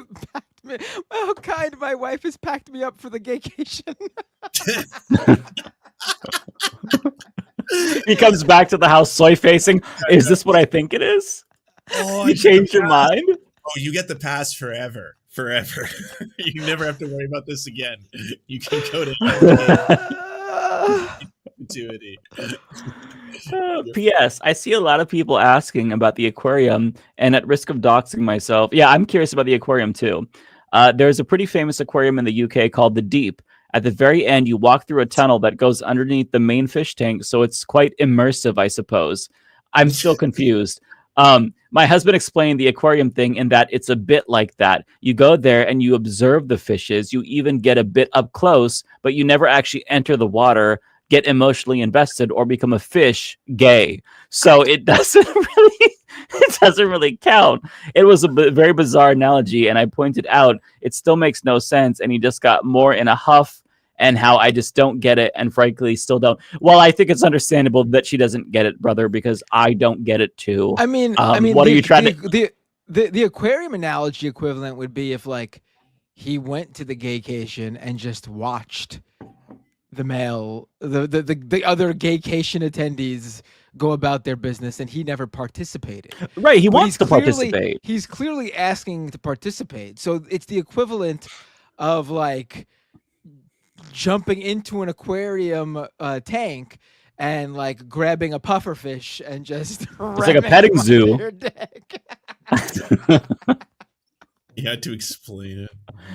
And yeah, I like assuming that this was just like he's watching it, right? First of all, you could just watch porn. Second of all, that is still extremely gay. So you're not really, it's not one of those what happens at gay station. I keep calling it gay station. They should create a console where you can just play gay games, and that can satiate the gaycation urge. Right. No, it's still extremely gay. Yeah, it's this is wild. I don't know how I've never heard of this. Amazing. Yeah. Honestly, it reads like a troll. Yeah, if you ask me, it very well.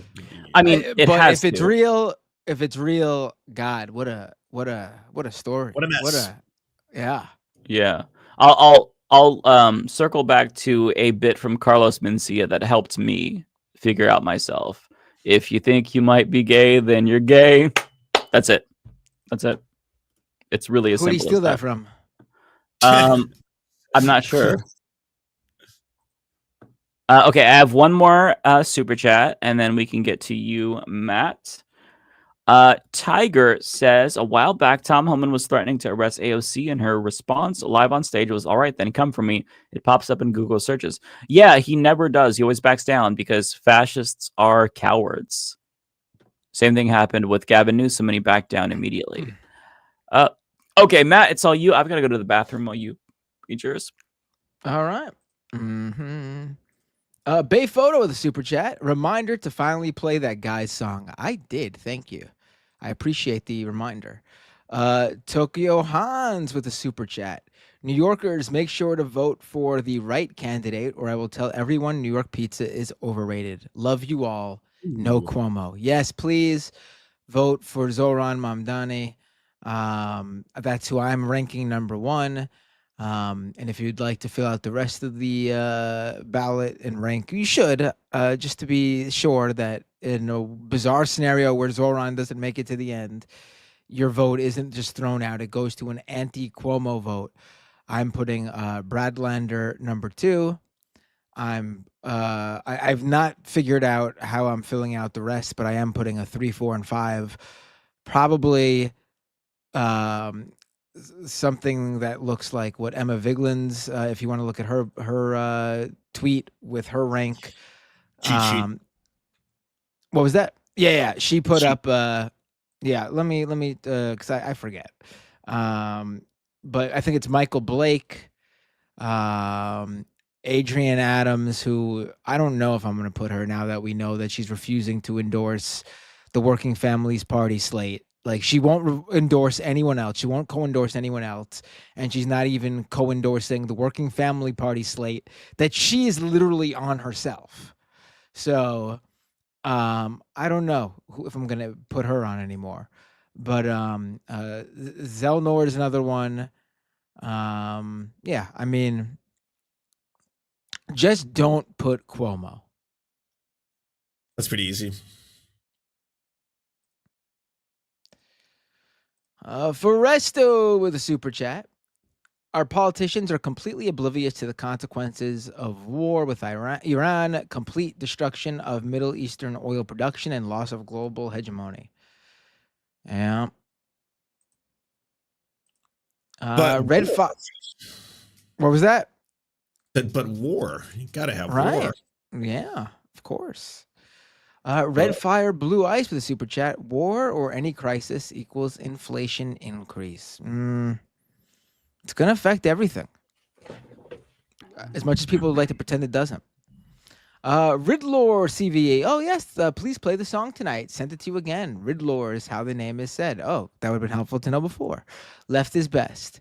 It was a great song. Really appreciate it. I really, truly, and I think everyone else here really, truly likes it. Very good. Yeah. The production, the arrangement, it was really well done. But for an intro, the arrangement wasn't perfect. If I'm gonna have one complaint, need that part up front. But really great. Tokyo Hans with a super chat. If Ted Cruz is allowed to base his politics on a storybook, so should I. Gather around, everyone. Let me tell you about the gospel of the very hungry caterpillar. Yes, it's a great book too. It's a great book. Feral Jane with a super chat. For good comedy on current topics, please check out Josh Johnson. His YouTube piece on Luigi Mangione is fabulous and nominated for an Emmy. What, really? Damn. Is this the one that others recommended? Because I know you all recommended one, and I haven't seen it yet, but I subscribed to him and plan on watching it. That's really interesting. Take off, friendos. I'll send all of my chat to you, Matt. Take care, Lance. That's cool. And thank you, Lance, and have a great night.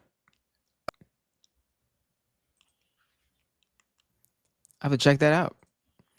Donald James, member for 23 months. Binder rules. Thank you so much, Donald James. Liam Sloan with a super chat. Could I recommend a future guest? Dylan Burns is amazing and could bring some unique perspective on world events. He is lib-coded but has a lot of knowledge on foreign affairs. Yeah, Dylan Burns is a friend of the show. He's been on my stream before. We've rated him before. Yeah, I brought him on my show multiple times. Yeah, he should come on Leftist Mafia if he wants. Yeah, absolutely. Rachel Atwood with a super chat. Are you ready for Mayor Mamdani magic? From your lips to someone's ears. Taka Oroku with a super chat. Happy 1 week B-Day, Binder Baby, and happy Poppy. Thank you so much. I appreciate it. Yes, it has been 1 week. And it was a good 1 week. It's been a difficult week too so far. Tokyo Hans with a super chat. Mike is clearly straighter than the straight pride guy. I don't know about that, but no, I don't know. I think you're right though. Yes. Yeah, I probably am. And I'm not confused over, if what that guy is all about. I just don't know if Mike was comfortable with me classifying him as straighter than. No, I understand what Tokyo Hans is saying. Yeah, absolutely straighter than him for sure. We're both like at the very edge of the spectrum, but like if you really dive deep at the micro level, I'm straighter than him for sure. You're looking really deep into this, Mike. Oh, I've done my research. I'm an expert. Yeah. For us though, straight pride is group dick pics with the boys. I mean, that's really like what do they do? I don't get it. Tokyo Hans with a super chat. Are there straight cruises for men only? Asking for a friend. I wouldn't surprise me, honestly. Who knows? Yeah, anymore? probably. Yeah. Maybe a sports cruise. Is that a thing? Because only men would be there. No, but there's a lot of women who are into sports though, so you'd get women on those cruises for sure. Yeah. Riddlor CVE again with a $10 super chat. I will re-edit and resend the song soon. And Lance, I know Mocha only. I'm from the LA Underground and I've collabed with a lot of BC rappers. I rap and produce from Project Blowed. Oh, interesting. Wow, you've been doing this for a long time to be collaborating with BC rappers. I mean, you go back thousands of years. It's such a cornball. It's a dad joke. I'm sorry. It's a dad joke. Look at that dog. Look at that dog. My God. I can hold a dog because I'm in this chair that's not super tiny.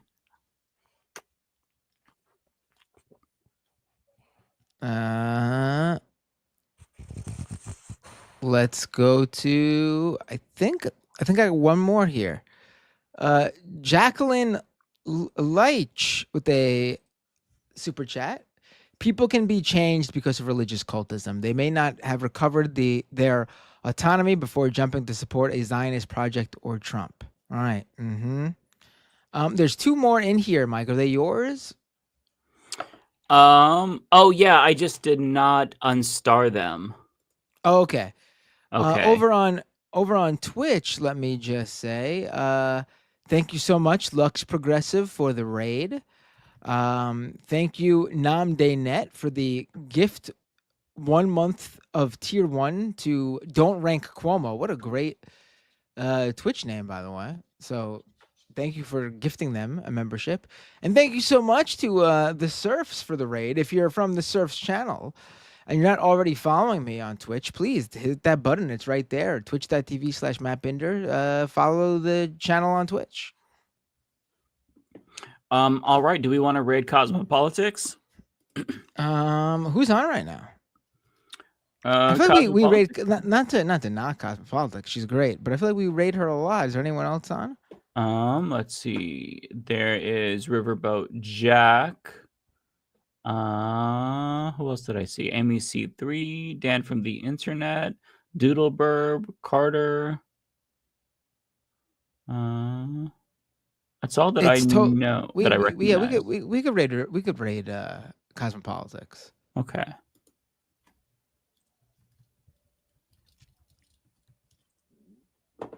I'm pressing that start raid button. All right, folks. It was a very fun show all around. It was like a variety show today. I feel like it was all over the place. It wasn't as depressing as it could have been given the news cycle. Right. So that's nice to get a little break. Hey, I feel like Leftist Mafia is here to give you that reprieve while also bringing you the news. I feel like that's what we're here for on a Thursday night, close to the end of the week, just trying to give you guys a good time, while also getting you guys up to date with what's going on. I feel like most of the time we hit that goal of doing those things. We try, at least. It depends on our moods. We're human too, and we get down from the news. So, all right. I'm gonna hit that raid now button, Mike. You too. Yep. All right. Have a great night, everyone, and we will see you next week. Take care, everybody.